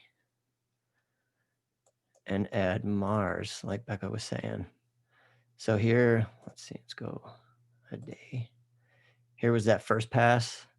Becca was talking about Mars coming through in March and April, and then it goes out, and then it comes back and it squares again, and then it goes retrograde and hits other peaks. And then we're looking at the final piece, the final 3 squares with the triple conjunction coming up around inauguration time. So I'm hoping that there's not too much violence that breaks out in the streets. So let's switch from Mars to Uranus. So we've got, there's the Jupiter conjunct Saturn coming up in December and January. And then we've got this really yummy Jupiter square Uranus. Great breakthrough, genius, kind of new infusion of vitality moment. And then into 2021, we get mostly the Saturn square Uranus. And so we should be shifting out from the Pluto in the background, slowly shifting out, and Uranus coming in. And then if I zoom out a little bit, you can kind of see Saturn square Uranus is gonna be like the main thing for the next several years. Okay, so there's a couple more slides. What I wanted to follow up on, let's see, where is that key? Here we go. Okay, so here, let's see, play.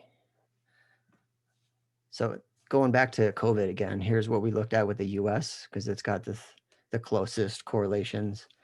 But if I want to kind of go around the world and look at different other countries. So here's Canada, daily new cases. And what I did at the bottom is I added in the direct and retrogrades, because for whatever reason, a lot of the European countries have 2 major waves, but they don't have a major spike like the US does as they were going retrograde. And so you see the first peak in April and May, they're going direct, and then they stop, and they go retrograde, and they align again, but you don't see a whole lot of correlation. And then they station, and then they go direct, and they peak, and then you see this other massive piece. And so this is a consistent theme that you'll see in Italy, the same thing. In Germany, they've got about maybe 18,000 cases, and it's flattened out. That's quite a bit. In the UK, in France has got a pretty solid spike. going on that mirrors the alignment pretty closely. Hopefully it keeps going down. Spain. So here's where we see the first, what do you say, outlier. So you've got the first peak in April and May, and then it flattens out. And then Jupiter and Pluto are retrograde, but then this spike comes in Spain. And so I include this just to illustrate the complexity of the phenomenon. This is just one single slice. And I'm sort of also posing this as tentative research. If other people want to chime in on this, I'd like to know more. And then Switzerland, pretty tight correlation. Russia's got a little lag here in April and May, but they definitely do hit it. And then it kind of decreases until there's the station, that last station, and then the last peak. And then there's also the kind of the classical winter flu season, respiratory epidemic trends. And here's China. China is an outlier, and I would say they've got a pretty strong correlation with Saturn-Pluto, which I should have added it in this graph, but Saturn-Pluto peaks right around January, and they got hit first, and they only show about 4,000 cases a day. So they really, I think there's two things that are going on. They really clamped down. I mean, like they were welding doors shut on apartment buildings, and they've got incredible authoritarian response going on with the communist China Communist Party. But then also I wonder if we're seeing like accurate data. Are they underreporting? Because it's an open question. I don't know. So there's that. They definitely are not correlating with Jupiter, Pluto. And then there's a few more. India doesn't really correlate. I mean, it does at large, but it's also complexity. And then finally, Brazil doesn't also really correlate. I mean, there's kind of a lag and a buildup and a drop down. And then there's also this last spike. And so I add these cases in just to kind of to go around the world and see some countries correlate in terms of the pandemic. There's a behavioral component to it. And yeah, so that's what I wanted to present there. And so I think, who's next? Amber. Thanks, Kyle. Yeah. Okay, so I'm going to shift back to slideshow again, and let's see, hopefully I get this right. All right, let me start it there. Oh, I might have to start it from the beginning and get there. Yeah. Okay, so this is where I would like to start, and I'm going to set a timer so I'll make sure. Okay. Can everybody see this? Let's see.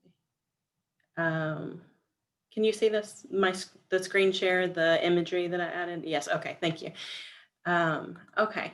So really stepping out of this fascinating, more conceptual, abstract space, which I love, which I think we all love, and asking you to kind of step into my more personal realm for a moment.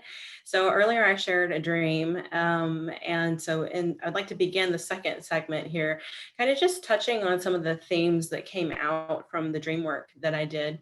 And I did dream work by myself. I did also work it with a very close friend of mine, and I also worked it in Jungian analysis. So I was kind of getting it in a lot of different directions. But what really came out, which was very obvious, was the fear of death. And once again, the dream was reflecting a struggle, kind of mediating that archetypal energy. The element of uncertainty that so many people have mentioned was definitely present. I wasn't sure why I was in this sort of like this neighborhood of death. And then it was interesting that the ancestral connection piece. So it was my grandmother, and this grandmother, she died when I was 5. And even when I was born, she already had a pretty advanced case of Alzheimer's. So I never really knew her. I never even got to hear her stories. So it was interesting to me that she was coming to me in this dream and showing me around her neighborhood where everyone was dying. And it made me wonder, like, did she experience a pandemic? Because I really didn't know. And so, I had to double check even on the year that she was born. She was born in 1910. And sure enough, she had lived through the Spanish flu, which occurred 1918 to 1920. So she was 8 to 10 years old at that time. So I kind of had this feeling like I was getting communication about how that had affected her. And I also felt like I was getting protection from her going through this personally and managing my own fear and uncertainty. Interestingly, with the end of the dream and the encounter with the man who couldn't breathe. So this dream, and I didn't even put this together until I was making this presentation, until I was making the slide a few days ago. So I originally had thought that I had this dream in January, but when I looked it up, I actually had it in May. I had it May 23rd. And this was 2 days before the murder of George Floyd, whose words have become such a battle cry for this renewal of this theme of systemic oppression that we have seen for a long time, but this year have definitely seen it come back up and rear its head and demand to be looked at and dealt with again, which I think is a great thing. A difficult thing about this year, it's very challenging, but it needs to be looked at. It needs to be purged and processed. So I was kind of fascinating that there was a little bit of a precognitive. I didn't even connect that. So then, of course, difficulty breathing is the primary symptom of COVID. And then the song that ended up coming, and so I'm going to shift with the song a little bit out of the personal and into a little more transpersonal, archetypal through art. But the song was called Future, which was a collaboration between Madonna and Quavo. And I didn't really know the song. Again, when I first heard it in my mind, I could hear the tune, and it was kind of a catchy tune. So I looked it up and ended up finding. So I took screenshots from a performance. This is from Eurovision Song Contest, which took place on May 18th, 2019, a year before I had this dream, a year before, I guess this would have been 6 months, about 6-7 months before the pandemic started really unfolding. But this song, so in this full performance, which I highly recommend you experience, it is an experience. It's like 10 minutes long. I wish I could show it because it's just so powerful, but I can't. But I will include a link in the chat box. But so it starts with a performance of Like a Prayer, which Renn mentioned earlier. And then it transitions into the song Future. So the first lyrics that struck me were, not everyone is coming to the future. Not everyone is learning from the past. Not everyone can come into the future. Not everyone here is going to last. And as you can see, there were dancers wearing gas masks. And interestingly, as the song transitioned from the performance of Like a Prayer was so Saturnistic. There are monks dressed in robes walking very slowly up these stairs, and they're moving these columns very slowly. And then there's like a pyrocathartic moment, and then all of these dancers are laid to waste, and then it shifts into the future. So some elements that strike me as really standing out as these dancers are pointing to the future and they're pointing to the past. Some Saturn and Pluto for sure. Time, maturity and growth, karma and fate, the cosmic tunnel, the birth canal, and death. You can't really tell in this image so much, but in the background, there's this bright kind of rainbow colored tunnel, and it gives the effect of going in and coming out at the same time. So it manages to convey like past and present all at the same time. and future, I mean, and just really has a very mind-altering effect to even watch this performance. Here's another scene, which again, to me is just so Saturn Pluto. At the top, you see kind of like, it almost has a futuristic feel, but it looks like the buildings are falling apart. And at the bottom, it's really clear that there's this post-apocalyptic scene where everything has been laid to waste. So the lyrics that go around these scenes are welcome. Oh, wait, first I'm going to back up. So just to kind of outline the Saturn Pluto elements that stood out to me, severe cultural tension, splitting, cultural wars, profound releasing process. So that's what really resonated with this song and the lyrics. So the lyrics are, welcome to the future. It's a culture ride. Too much pain inside. It's an override. You've been putting too much time trying to survive. Don't like the person in your past, so you let them die. Let your light shine. It's the future. I really can't read that part right now because I have I have images over it, but you can see it is again reference to the future and what's being lost. And then it shifts to this sort of like cosmic scene, and the dancers are moving up the stairs, and they go up and go one by one, eventually off the top of the stairs, falling back, you know, like representing the death. But before they get there, this is kind of an interesting Jupiterian vibe, I think. You know, you have the king and the queen, and I don't know if you can really tell in this image because it's a little blurry, but Madonna's actually wearing a crown, and both she and Quavo are just like decked out in this sort of regal, you know, regalia. And at the end, the message shifts and it's this like hopeful, like the words are, we can light up the dark. Don't tell me to stop because you said so. Your future is bright. Just don't turn off the lights. Tell the sun not to shine because you said so. And at the very end, it says, wake up. And then Madonna and Quavo fall back into their own deaths at the top of the stairs. And I just found that incredibly, let me exit out of here.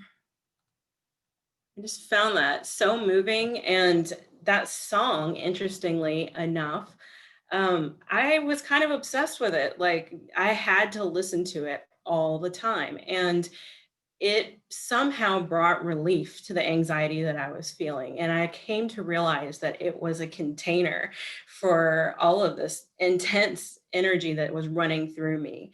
And I just grabbed onto it and used it because I'm so grateful to be able to have that. So I'm going to move on now and pass it along to Becca. I'm just so blown away by the amazing research that all of the panelists have brought forward. It's just so impressive and does such a great service to the discipline of archetypal astrology. So I just want to thank you all so much and feel really just honored to be participating in this. To go into this final round, the third round of panelists, I wanted to focus in on yet another one of the alignments that's been shaping this year, and that is the Jupiter-Saturn conjunction. So we've really looked at the Saturn-Pluto conjunction. We've looked at the triple conjunction of Jupiter, Saturn, Pluto. The Saturn square Uranus has been focused on, Mars in the mix, Jupiter, Pluto. I mean, what a complex picture we have here. And I know, you know, for some of you who maybe are less familiar with astrology, this might be like coming into a foreign language class. And astrology really is a language, astrologos, the language of the stars.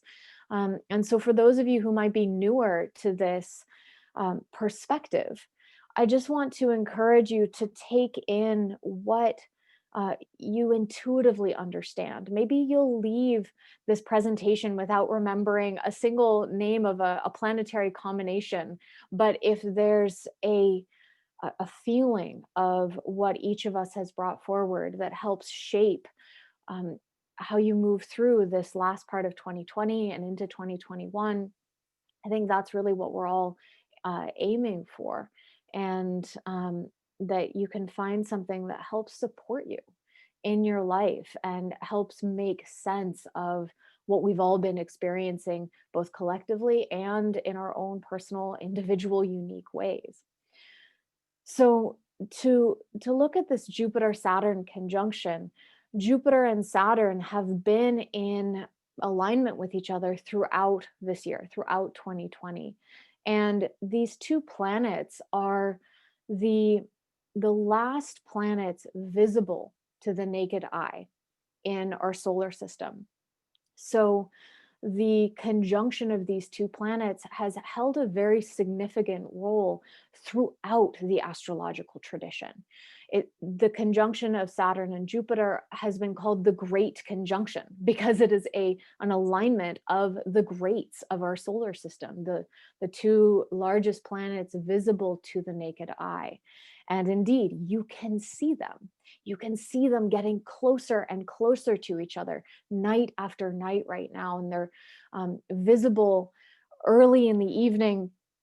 So it's a totally reasonable time to go out and see them. And I think this is such an important part of astrological practice, that we're not just looking at charts on paper or on computer screens, but that we're going out and viewing the spectacle of the night sky and are able to perceive these archetypal principles because of what these planetary bodies communicate to us directly in a phenomenological sense. So when you perceive the brightness, the golden glow of Jupiter, and you know that this is the largest planet in our solar system, and that it symbolizes that grandeur, that largesse, that expansive quality. And you see it right next to Saturn in the sky with its wan yellow light, the final planet visible at the edge of the solar system, signifying the end of the ancient cosmos, and its sense of contraction in as it stands next to Jupiter.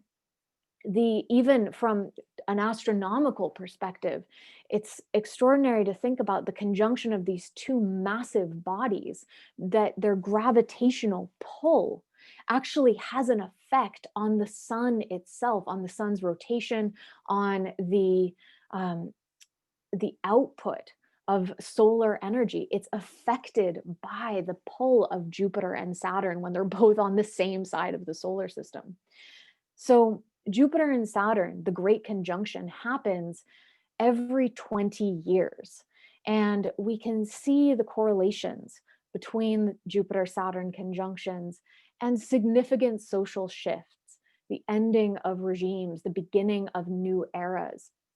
We can see it, as Kyle brought forward, referencing Laura Marchetti, the fall of kings, the end of kingdoms, the end of civilizations. And so just looking back through the last century, the last conjunction of Saturn and Pluto, Jupiter and Saturn was in 2000, Y2K, the turn of the millennium. Before that, it was 1981, also with Pluto in there. So a very interesting mirroring between 81, Jupiter, Saturn, Pluto triple conjunction, and 2020, Jupiter, Saturn, Pluto triple conjunction.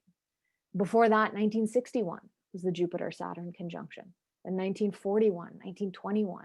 And so just thinking of these markers, these social markers, and these shifts of regimes and politics and economics that take place at these junctures.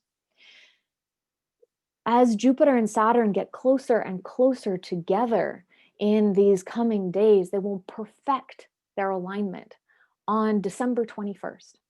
So the winter solstice, the day in the Northern Hemisphere that is the shortest day, the longest night. It is the darkest time of year. And it is this moment in our cosmological journey when, with the Earth traveling in its orbit around the sun, where as the sun rises on December 21st, it appears to stay still those 3 days around the solstice. It rises in the same place on the horizon before making its journey back north and the longer days. And that's what solstice means. Sol, sun stands still. So the sun stands still at this darkest day of the year.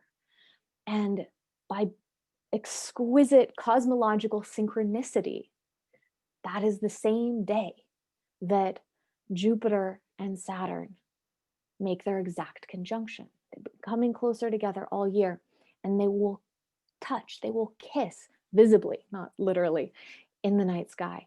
And this is the closest that they have appeared in the night sky since 1226, the year 1226, March 4th of 1226, was the last time these two planetary bodies appeared this close in the night sky. It will appear like a double planet. And so I want to encourage and invite all of you, whatever time zone you find yourself in, to go out under the night sky and view these two planetary bodies coming together in their conjunctio, in their sacred marriage right now. And the qualities associated with Jupiter and Saturn when they come together relate to a recognition of the limits, that Saturn, to growth. Recognizing that we live on a finite planet, that we cannot have infinite growth on this finite planet. And so we have to learn to develop sustainable growth. How do you grow in a Jupiterian sense, but find that Saturnian sense of stability and maturity? This is the opportunity we're being offered right now. We can develop a sense of a slow striving towards abundance, towards a sense of wealth and riches that are grounded in the possibility of a kind of solid foundation where that growth and expansion can be sustainable, can endure in the long term. Jupiter-Saturn alignments tend to correlate with moments where there's a sense of judgment coming forward, jurisprudence, law, justice. There's a balancing of the scales taking place right now, a focus on ethics and morality, philosophical judgment. And Jupiter offers this gift when it's in relationship to Saturn. And this year, in relationship to Saturn, Pluto, it offers the ability to perceive the silver lining in the difficulty, or for there to be success after long effort, to find hope in the darkness. And throughout this year, something that I have noticed, on the one hand, we're seeing how Jupiter has had the effect of amplifying the Saturn-Pluto challenges and difficulties, globalizing the pandemic, for example. But Jupiter has also been that ray of hope that comes in. And I think it's taken all year to be able to compile the evidence. But in session after session of working with clients, I have started to notice this theme of these hidden gifts, these hidden blessings. They're not newsworthy. They're not ones that make the headlines necessarily, but opportunities that have come up, maybe for people to slow down in their work, to spend more time with family, to move to the place they've always dreamed of living, but they couldn't because their job required them to stay where they were. And now they have the freedom to be able to live in their dream home. People unexpectedly falling in love within confining conditions, or a new father having the opportunity to be home with his newborn child because suddenly his work comes out of his home instead of having to go to the office every day. I've seen so many different examples of this, and recognizing all the ways that Jupiter has acted almost like a field nurse or something in a battle, just patching up, offering gifts, blessings wherever possible. And this really is one of the beautiful opportunities that has shown through this year, that we can cultivate and create hope, light a candle in the darkness, light a candle at this darkest day of the year, and ignite that in our hearts, because it's only in the most difficult, the most challenging moments that we really get to see what we're made of and what matters. And I think that is part of what the Jupiter-Saturn conjunction offers us the opportunity to bring forward. How will we balance the scales in our own lives and in the collective? That's what this alignment of these two planetary bodies invites forward from all of us. So I'll end there, and I now want to pass on to James. Becca, thank you. On that very sweetly uplifting note, I'll look towards the future a bit in terms of Jupiter, Saturn, Uranus, and also just some details that are worth noting about this year and the transition from this year into next year, in the sense that you know, the transits of the planets don't have any correlation necessarily with the year as designed by man, but by humankind. But the triple conjunction, just the way that the transits lined up, they lined up very well with the calendar year this year, oddly so. The triple conjunction really became very tight and active in January as we went into this year. And it really begins to kind of tease apart as we leave this year. And Jupiter, Saturn, they go exactly conjoined with each other, and they change signs, and they begin to move, put some distance between them and Pluto. And so the feel is really like 2020. I mean, we're not even out of it yet, but the sense that I have is that 2020 has a very characteristic quality to it that will remain to a large extent 2020, limited to 2020. We have this just kind of interesting to note. The Jupiter-Saturn conjunction goes exact right as we're getting to the end of the year. We cross the solstice. It goes exact. The year is ending. They also change signs.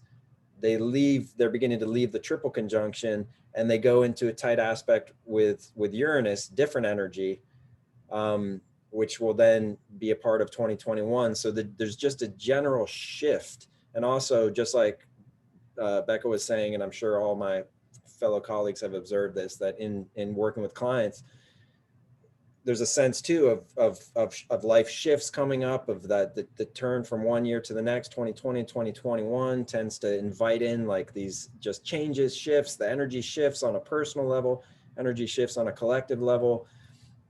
You know, what are those shifts? Becca explored Jupiter Saturn, the conjunction there tends, Jupiter's growth, Saturn is constraint, and as they're coming in really tightly and changing sign as we're leaving this year, it tends to point towards like, you know, Saturn is constraint. What do we want to leave behind this year? What do we want to let go of? Jupiter's growth, like to the extent that we can pare down to what really matters, that which really matters has an opportunity to grow. As Jupiter, Saturn go in aspect to Uranus. Lisa also touched upon this. Jupiter going in aspect to Uranus is a breakthrough energy. You know, at the end of 2020, that's a welcome energy, a breakthrough energy.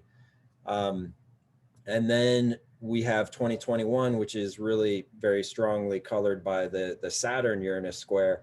And that energy is an energy of a juxtaposition between forward thinking and like the future and the past, like technology, Uranus, simplicity, Saturn, freedom and excitement, Uranus, and practicality and commitment, Saturn.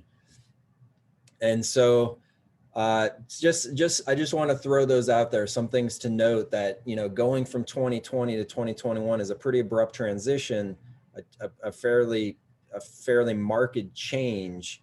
And, you know, the energies are much more Saturn, Uranus, Jupiter, Saturn, Uranus in 2021, whereas they were, you know, very Saturn, Pluto in 2020. And so, yeah, it's just, there's some kind of aesthetic beauty to appreciate there, that you have this really intense transit that really kind of just happened to get captured within the 2020 calendar year. and how it really kind of leaves at the end of the year with some abrupt different energies. So anyways, I just want to point out those shifts there. And I'm actually going to yield the remainder of my time to my esteemed colleagues, starting with Erica Jones here. Thank you, James. We are drawing down on time, so I'm going to maybe just offer a couple more thoughts, throw a few more things into the cauldron for us to consider. You know, I had mentioned a general, well, I had mentioned social media earlier, or sources of news information that are made possible by Uranian technological advancements, leaps, and that pursuit of the new, the shiny, the quicker, the faster, and Saturn coming in a square, showing us some unintended consequences or problems. But I would also expect a general reckoning of our technological aspirations with the actual realities of life on Earth. And, you know, I don't want to suggest that there shouldn't be a diversity of ideas, perspectives, and so on. That's actually vital. A paradigm shift is needed. It's on the way, it's happening. But there's that problematic Saturn aspect to notice. You know, we can use Saturn as critical thought, fact-checking, verifying, like forging a solidity that will allow our imagination to actually take flight and to co-create a new world, instead of Saturn hijacking our imagination with fear, with you know, various manipulations. Saturn can snap back on our flights of fancy, one-up our confirmation biases and kind of force some reality down our throats. So it's a very messy and imperfect process, to be sure. And so that, you know, the clash between freedom, Uranus, and responsibility, Saturn, I think that's something for everyone to consider. The kind of clash of culture that, you know, touts all this freedom, and individual rights, but zero attention to the incredible responsibility that comes with that. That's the promise of democracy, is freedom. But it seems that in many places and times, the responsibility aspect has been lost.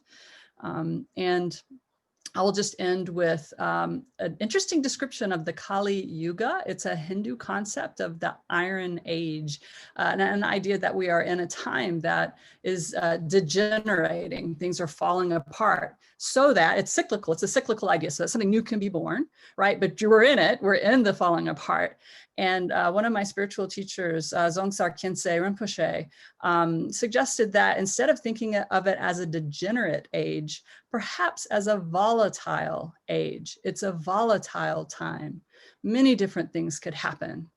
And so perhaps to not hang as many negative connotations on the idea of the Kali Yuga or the plutonic or regenerative process that we're in, that in fact we can bring our values, our deepest values forth to bear on this situation. And indeed, times like these call forth our deepest values and what we want to bring forth, hopefully with care and compassion and concern.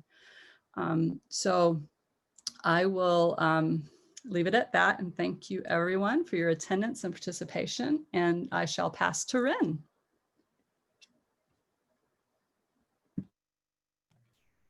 Thanks, Erica. Wow, what a feast for the soul this is. And I'm just enjoying the synergy with all of you so much. Thanks to you who are hanging in there with us, the audience. We'll be sending out the recording to all of you, but thanks for being there live. It means a lot to us. Okay, I'm going to finish my slideshow by looking at Uranus and BPM fore.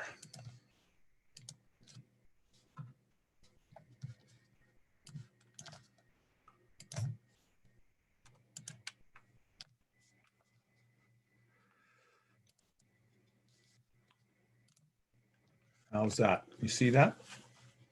James? Yep. Okay, oh, great. Thanks, Becca. Okay, so the liberation from the threat of death and the decompression of space and reconnection with the mother and the divine are the essential elements of BPM fore. Rick was able to make the correlation with Uranus. In archetypal astrology, we don't see Uranus as a marker of trauma, like in some other schools of astrology, I can see how people might have seen it that way, because during Uranus transits, it's just hard for us to keep things bottled up.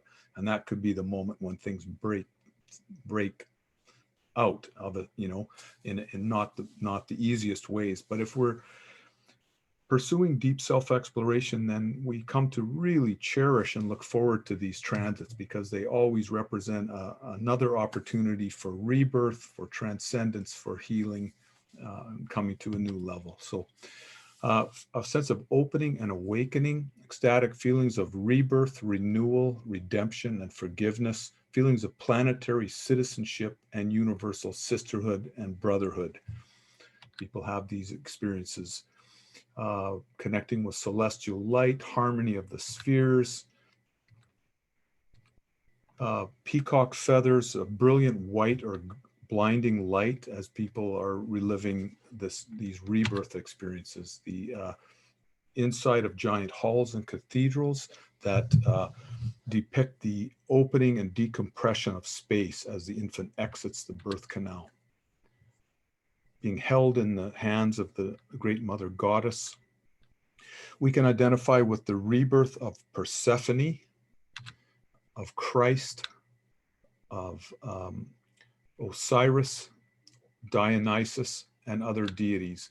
We can feel a sense of reconnection with the Divine Mother in the form of Isis, Demeter, Lakshmi, Mary, and other cultural personifications of the great mother goddess, or with God, or the divine in a more abstract form. Several movies that really depict this BPM-4 feeling are Titanic.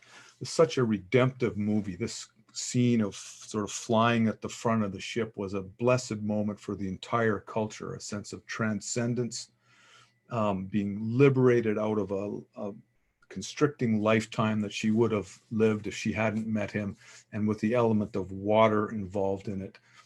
The Truman Show, also during the Uranus-Neptune conjunction, exiting the small microcosm into the more real world, exiting the Maya world into the realm of real human love. And it is a cinematic depiction of this famous Flammarion engraving, leaving the everyday world and entering the world of the first causes or archetypes. And then one of my favorite gems, directed by Jane Campion, holy smoke, if you haven't seen this, what a redemptive movie, just incredible. Also wonderful sense of humor in this movie. Now, perinatal themes engaged by the COVID-19 pandemic. Look at Uranus and BPM-4 now. The promise of blessed relief coming from the imminent vaccines. You know, when Jupiter and Uranus came within orb of that square, this most recent past that we're in, corresponded quite closely to the announcements of the vaccines being close. And it has changed the tone to one of, we just have to get to that point, you know, but Uranus is in the picture. From a liberal perspective, the importance of following medical science and facts, i.e. the Promethean side of life, over partisan emotionality and dangerous brainwashing, trusting science. From a conservative perspective, Trump was right about rounding the corner, I guess is how people would see that. Now, the Trump presidency and the election and the Uranus archetype. From a liberal perspective, before the election, desperate yearnings for change and deliverance. I mean, we'll never forget just the feeling of importance of that election, you know, for the rest of our lives. And then after the election, the decompression and release of pressure, successful survival of the democratic process. I mean, it's 99.99% sure now. He's still trying to stage a coup with the electors and Congress and so on, but I think it's very unlikely that will happen. Many state officials, including Republicans, acknowledged for showing great integrity in withstanding pressure to overturn the legitimate results of the election. And as Rick Tarnas wrote to me recently, the moral center held, a blessed moment, and thank God for the moderate majority in society that can resist the bifurcation and the tendency to politicize everything. Potential return to normalcy, decency, intrinsic human values of kindness, tolerance, respect, appreciation of diversity. Again, Biden's ideals of healing and unity. The Trumpist rebellion against normalcy and decency seen as a misplaced view of the way forward. That is not the way forward for humanity. And then Trump's natal sun, Uranus trine Jupiter, lending itself to messianic projections and Midas touch inflation. He shares with Shatner, William Shatner, the great actor who played Captain Kirk, Sun conjunct Uranus. Shatner has square Jupiter, Trump trine Jupiter, this sort of golden boy going beyond where no one has gone before, the sort of, full of oneself and so on. Shatner in a, very appealing way. Trump, from a liberal perspective, not so much with Trump. Now, dramatic breakthroughs in the area of civil rights and female empowerment in the election of Kamala Harris as vice president. What an incredible breakthrough for the civil rights movement, potential for the feminist movement for female empowerment. The potential for an urgently needed Green New Deal. This could happen. What a moment that will be if they win the Georgia primaries. And even if they don't, it will begin. From a conservative perspective, many people have seen Trump as a messiah restoring the 1950s paradise or fantasy about paradise, or as leading people to the promised land. I mean, people actually see him that way. Attempted restoration of white privilege and male privilege. People have a desperate need to overcome these memory imprints and the terrible fear of death within them.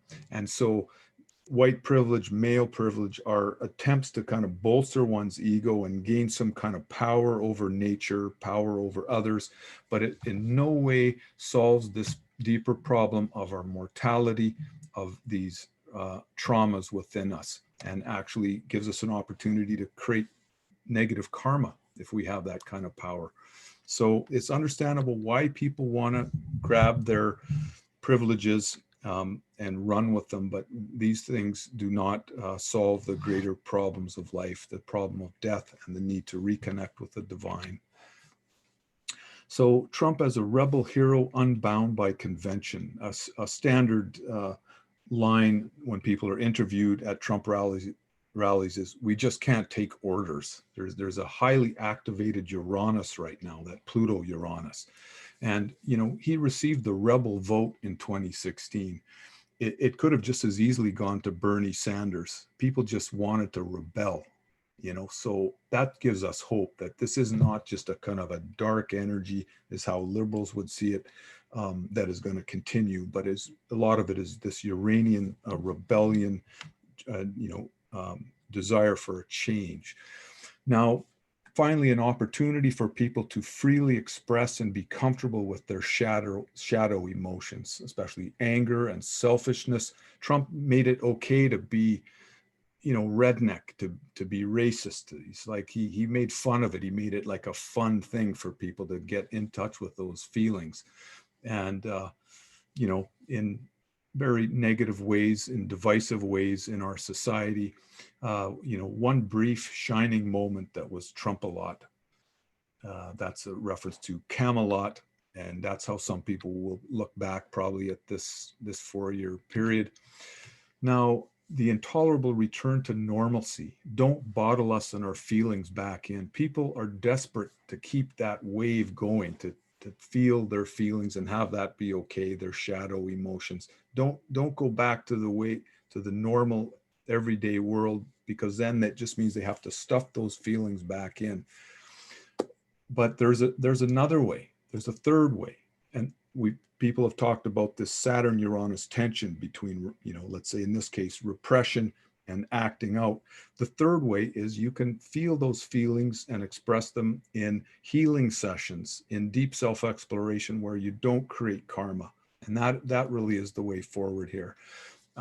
This sort of manic determination to continue the fight, and reminiscent of Scarlett O'Hara, the Southern protagonist in Gone with the Wind tomorrow is another day, you know, like never give up. This is a kind of Uranian inflection. And then just, you know, my comment to Trump supporters, I know this is a very painful time for people. There are even people in the new age that voted for Trump. We do need a change. Something has to give. We just can't keep going like this. But my opinion is the way forward is deep self-exploration, not political extremism. Your feelings are accurate. Your feelings are legitimate and valid, but I feel that people have been misled and manipulated by a demagogue, and that is not the way forward. So I had an image of a Confederate flag while I was thinking about this presentation this week, and it was suddenly ripped open by a fast-moving covered wagon stampeding toward a land rush. It's like it blasted through. And I felt that it was, you know, these fantasies, especially in the South, about the lost pre-Civil War paradise, which really is a major underlying force in the culture wars still. That is now being replaced with a new incentive, a new land rush, the opportunity for personal healing. Many people have talked about this tonight. Overcoming the negative imprint of BPM 2 and BPM 3 and the fear of death, and accessing divine consciousness. This is something we can all do. And you know, it's part of the American psyche, this dream of incredible opportunity and, you know, fast moving pursuit of happiness, you know, life, liberty, and the pursuit of happiness. But in this land rush, this new land rush of healing, everyone can have oceanfront property. It's a variable sum activity. Your healing only benefits everyone else, and it takes nothing away from anyone. The spirituality that emerges is of a non-sectarian, non-denominational, universal, and all-encompassing quality. It's not fundamentalist, it's not sectarian. These are very beneficial qualities in society for people to access the divine. It solves a lot of problems and a greater chance for them to be happy and to want and not to overcompensate with materialistic overconsumption and so on. Deep self-exploration is a win-win pursuit. As I said, every healing breakthrough benefits everyone. And I want to conclude with this amazing observation by Rick at the Cycles and Symbols Conference in February 1997 in San Francisco. Patriarchy is the 5,000-year birth canal of the great mother goddess. We're in a kind of collective birth labor, as people have talked about tonight. And this is the most exciting part of it, right? Happening before our eyes right now. When he made that statement at the conference, he projected onto the screen this amazing painting by Karen Motan, sort of the birth of a new humanity, a more sustainable and peaceful way of living on this earth. So we're not ending here, but we're close. But thank you for participating, and we will send you a link to this recording. Thank you, and I will turn, Lisa, if you are, really do want to pass on your turn, then I'll turn this over to Kyle. Lisa, do you want to say something? I was going to say, in the interest of time, I don't have a bunch more to add. I mean, so much has already been said, and this is just so amazing to see it all in concert. So I would just make one small reflection before handing it on.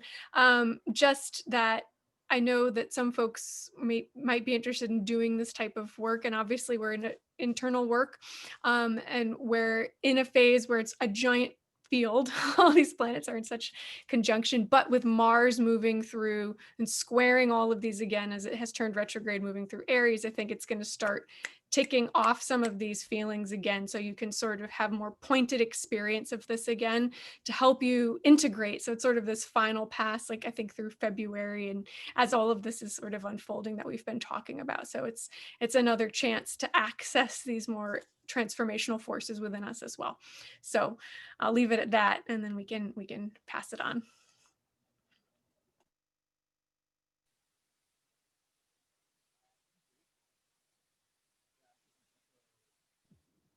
Kyle, that's you, brother.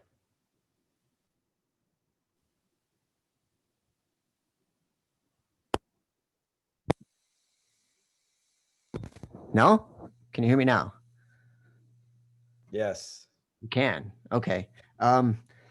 Yeah, so I feel like I want to end on a positive note. I'll be brief. I live in Sedona, or outside of Sedona, and it's a dark sky. So I'm watching the night sky every night. And yeah, the Jupiter Saturn conjunction is amazing. One of my fun things I like to do is try to orient myself in the cosmos. So right after sunset, you'll see Jupiter and Saturn, and then you'll see Mars kind of over, and like you can kind of like imagine the ecliptic in between. And you know, it's kind of like a regular exercise for me to imagine where the North Pole is, orient myself to Earth, and then figure out where the ecliptic is, and it's kind of at an angle and kind of orient. Anyways, that's a fun thing. 2020 feels kind of like a collective near-death experience. A lot of people died and are dying, and a lot of us have come really close to dying, you know, or like family and loved ones. And it seems like near-death experiences, you know, they sort of like revitalize an appreciation of the little things, and it's humbling and sort of reprioritizing. And so I'm hoping that the outcome of this is like sort of a maturation of humanity, like a kind of like a coming down from this crazy infinite growth, spin away industrial complex thing. And also the data says that COVID's still pretty crazy right now. So keep it up with, at least for the next like 2 to 3 months, with your basic precautions. For me personally, it feels like, since it's kind of like the sunset period of this whole triple conjunction, I'm going to be doing more reflection, and I'm excited about 2021 as far as like an infusion freshness, you know, so there should be a shifting there. And yeah, so thanks everyone. And it's been a lot, and I'll pass it on to Amber. Yeah, thank you. I really liked that uplifting vibe, and it is so important to get out and just stargaze and remember our place and how small we are and how big we are at the same time. So I do have a very brief, 3 more slides that I'm going to just run through very quickly.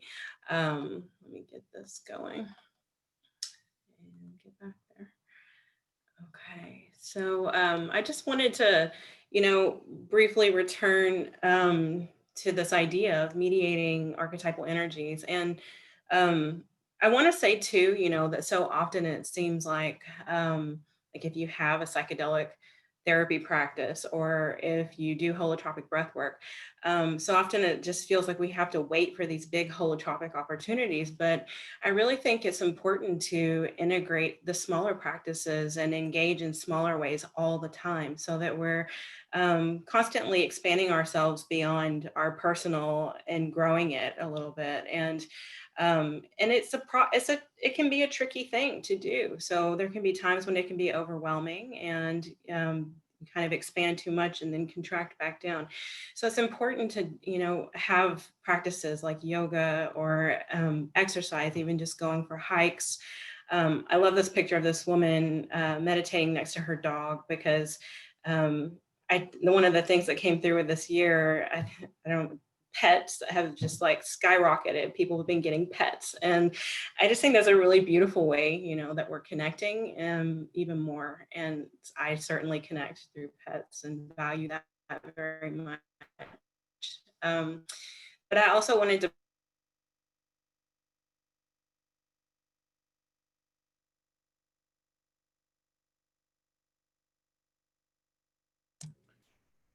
Amber, you're temporarily frozen. Hopefully she'll be able to come back. Yeah, you're still frozen, Amber. We'll just give this another minute or two. I guess I just want to say, somebody responded to my Trump comments. We're all in this together. We have to learn to live together in this world. And I'm just trying to understand the sort of different viewpoints. Is she offline? We'll just give her another minute to come back. Any other presenters want to just banter for a minute? Oops. Camera's off. I love your cabin in the woods there, Lisa. Yeah, it's really cold here. I'd like to get one like a volcano or something like that, or planets in outer space. That would be great. Okay, we'll just give her one more minute, okay? Renn, are we in the closing comments section of the presentation? Okay. Okay, Becca. Yes. Let's do that. We're now gonna give our closing comments, and she can do that too if she gets back on.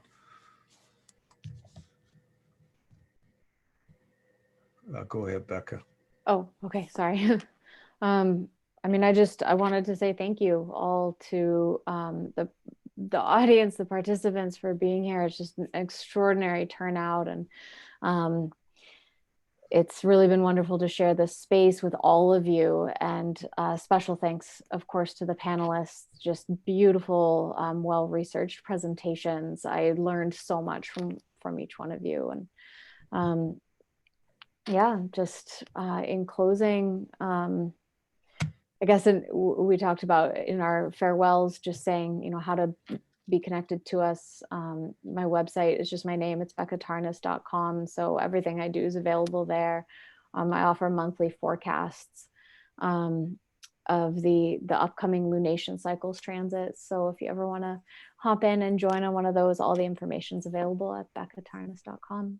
I'm wishing you all a beautiful evening. Thank you again. And thanks especially to Renn for organizing this. Thanks, Becca. Thank you, everybody. It's the time and energy, actually time and attention is the commodity of these days. So I'm really honored that to have spent it with you, with fellow presenters. If anybody wants to explore on a little deeper level, the overlap with how archetypal astrology fits into the personal journey work of psychedelic healing, and how that synthesis has larger implications for kind of the collective healing of our world and ecosystem. I'll be, let me just put my information here in the, I'm going to be running a webinar.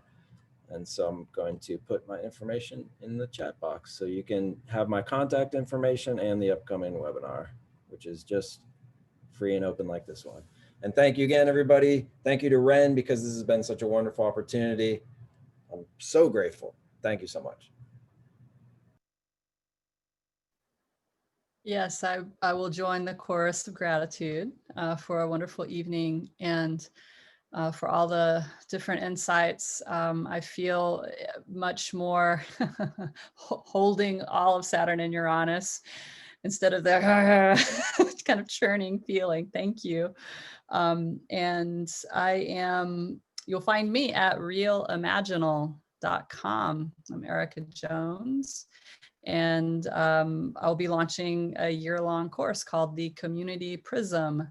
If you're interested, registration will be up, and other events that I offer are also available on my website.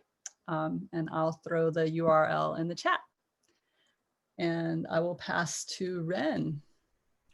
Or no, sorry, to Lisa. Lisa. Yeah, thanks.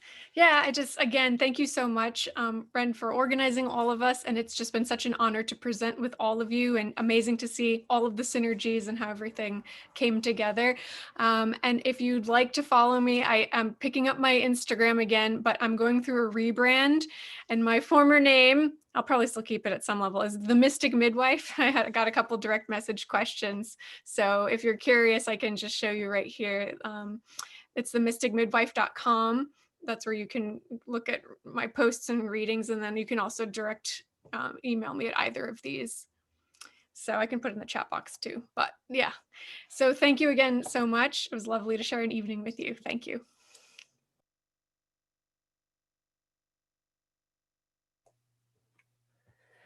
I'd like to say thanks to, and all of my work is at archetypalexplorer.com, and that's where I pour all my energy into. So thanks again, Renn. Thanks again, everyone, for showing up. It's been amazing. And off to Amber. Oh wait, she's not here. Did you come back? No, I've been looking for her, but she's not back on. Yeah. Thanks for this quality time. You've all been wonderful. It's wonderful to see the audiences. Thanks for those of you who have your cameras on. It's great to see so many friends. Hi, Carmen. Friends from Victoria, really great to see you. I'm most impressed by the quality of these presentations that, makes me want to get into astrology. Hi, James Cunningham, my bro, big brother James, and then James Moran is a little brother James. It's been a really fun evening. I didn't mention one correlation, which is that Trump's Jupiter is conjunct the U.S. chart Saturn. I discovered this a while back. Maybe someone else has seen it. So it's like the moral center holding the checks and balances. The integrity of the moderate majority has resisted his, what I see as, megalomania, inflation, attempts to have it all, forever. So thank goodness for that. My website is rennbutler.com, and I'm doing a year-long course starting in September, and I do readings as well. I'd recommend readings from every one of the panel members here. So if you can afford to do that, treat yourself.